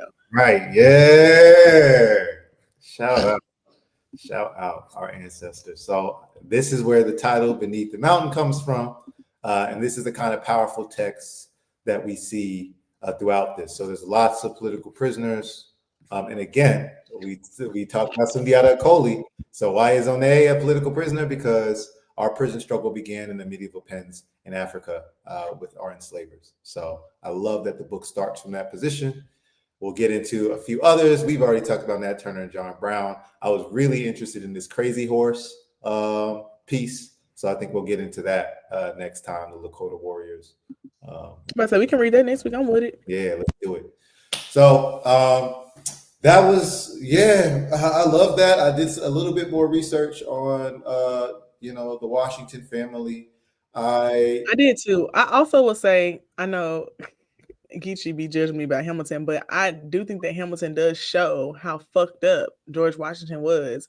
And it's one of the reasons why I like it. I feel like they really put all the mess of Hamilton, George Washington, Aaron Ray, put all their mess out there. And I didn't know like how true it was. So I started Googling afterwards. Like I didn't understand the whole Aaron Burr thing and his daughter, but he really was that obsessed with her to like in a way where people thought that like he was like molesting her. Like they thought that like he was that obsessed that it was like a real issue, but he was just that obsessed with her. And I was like, that's insane. Or George Washington and his practices, slavery, all that shit. Like I was like, well, I didn't know it was that bad. I mean, because I don't fucking know. And I don't pay attention to white people like that. But when I was reading about it, I was like, yeah, these are horrible fucking people. Yeah. And I remember reading something about his practices of moving them to avoid the laws, like as they were changing. Yeah. Yes. And I was like so surprised that people were like shocked that he was doing it. I was like, have y'all not met them? Like the only contradiction here is that they came over here to escape the British monarchy. Okay, cool. But they did everything the British monarchy was doing, literally, which King George called out in like some of the songs in the play, but also like in letters and stuff. Like y'all are doing the same shit that I did to you. And you're probably going to come back because you're going to fail because you can't do it as good as I do.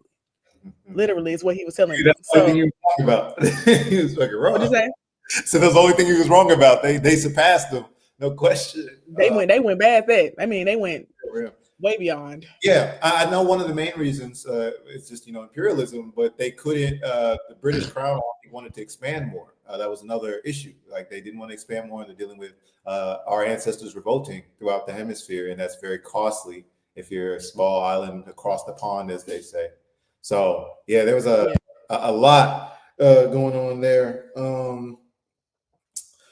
But yeah, I appreciated this passage. We were talking about cartoons. And when I think about the like small island across the pond, like the sides of it, the way they were able to have so much power is still so insane to me. Like the way the colonization was able to work from this one very small place, like from the Caribbean to Ireland, to the impact on people moving, like coming here and destroying, native land. Like this is such a small place, which is how I realized that the monarchy had so much power, because I'm not one of those people who's obsessed with like British history. So when folks were talking about like that, the Crown show and other stuff, I didn't understand what they were talking about really, because I don't watch those shows, but I did do like a deep dive into like the monarchy and stuff when I started watching Bridgerton, because I was trying to understand the use of the words they were using, like Duchess, Countess, all that shit. And like trying to understand when they kept saying that the older brother was managing the estate or whatever. I'm like, well, how'd they get the money for the estate? Like, where's that money come from? And like learning how they got that and how that is established. And then reading shit about King George and like his head getting chopped off, all that stuff. Like it was so interesting to me. So I went on this deep rabbit hole, and that's how I kind of understood like how the power kind of was established and the colonization happened. But I just still am always in awe and realize you really only have to be white with a few soldiers and you can make some shit shake. And and disease and a mindset My brother always talks about this. Like, are they? Is it intelligent to be extremely violent and sociopathic? Like, is that a sign of intelligence? Because It's not. It's just them trying multiple different things. They're just trying shit out, seeing what happens. Like they're trying to see, does this tactic kill most of the people we want to kill, or do we got to do some more stuff? they try it out, yeah, and then they write it down and they scientifically improve on it, and they call that scientific progress, right? But yeah, I think the thing I was talking about off your point was the link between fiction and how it entices us to look at this history. I think that's really important. I also think it's important how from childhood on, speaking about colonialism, this psychology is put in all these kids to look at these figures as heroes, or to normalize them, or PragerU and Kirk and all of their whole project is about rehabilitating these white nationalists who did all these horrible things. And so I think about, we were talking about these cartoons earlier. I forget which one it was. Might be Fairly Odd Parents, but it could be a few where George Washington is a character in those shows. And George Washington, often when you see him in cartoons, has these wooden teeth. And so I don't know how old I was, but I know it's not something taught in schools that those wooden teeth were actually slave teeth. And so these national myths that we teach children, that popular media teaches children, I really appreciate books like this for breaking that mythology, because it is wild. I think it's good we hear from them. Yeah, I think it's good that we hear from people who are actually having that experience. Like, and I know that that's going to be rare because of how long ago it was. But I also think that when I looked at the history further down of like the monarchy, I was like, this is some insane, sick shit. Yeah, have you seen the Nine Kings? So again, Lord of the Rings mentions 9 kings to rule the realm or something like that, and that's based on, I believe, European history.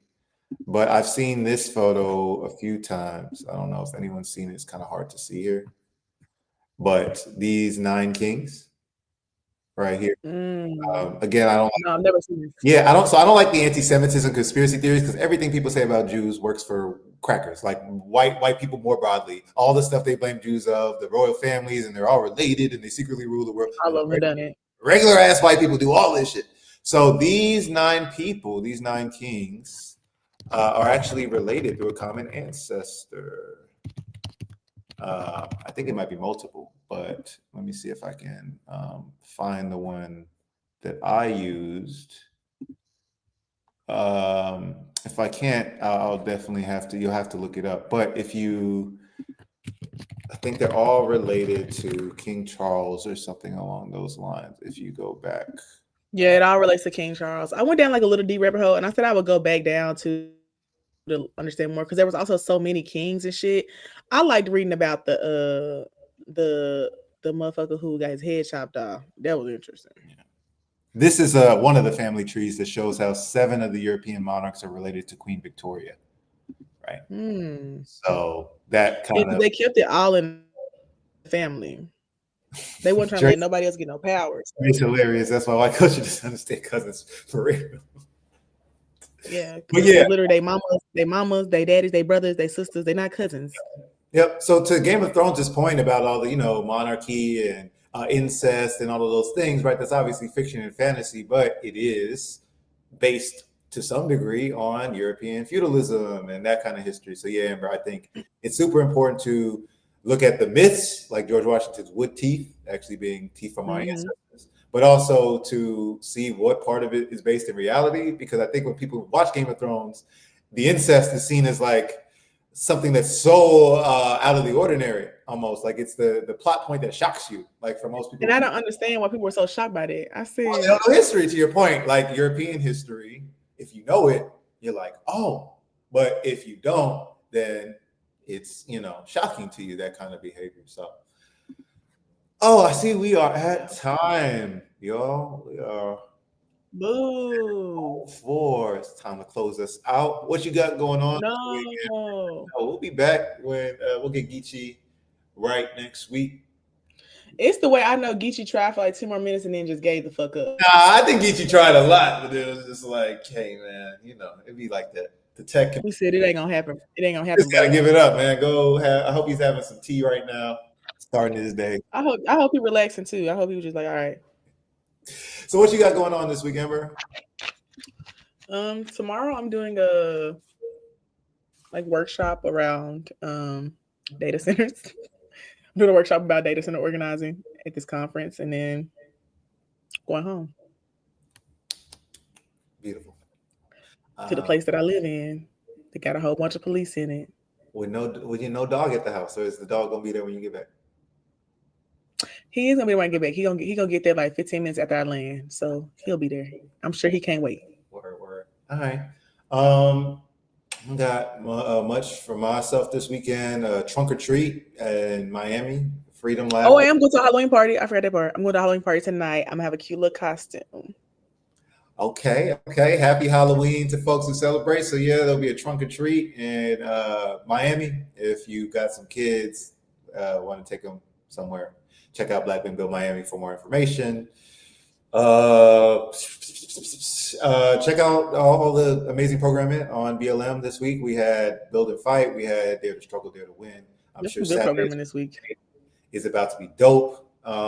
So just stay tapped in. Anything else for the people before we go, Amber?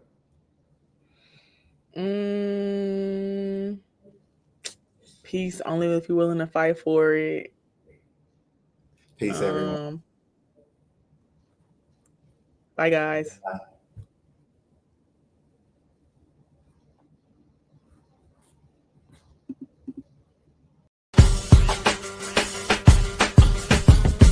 Remix.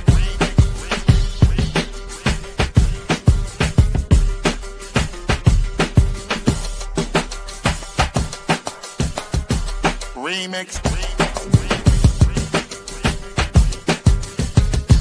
Remix.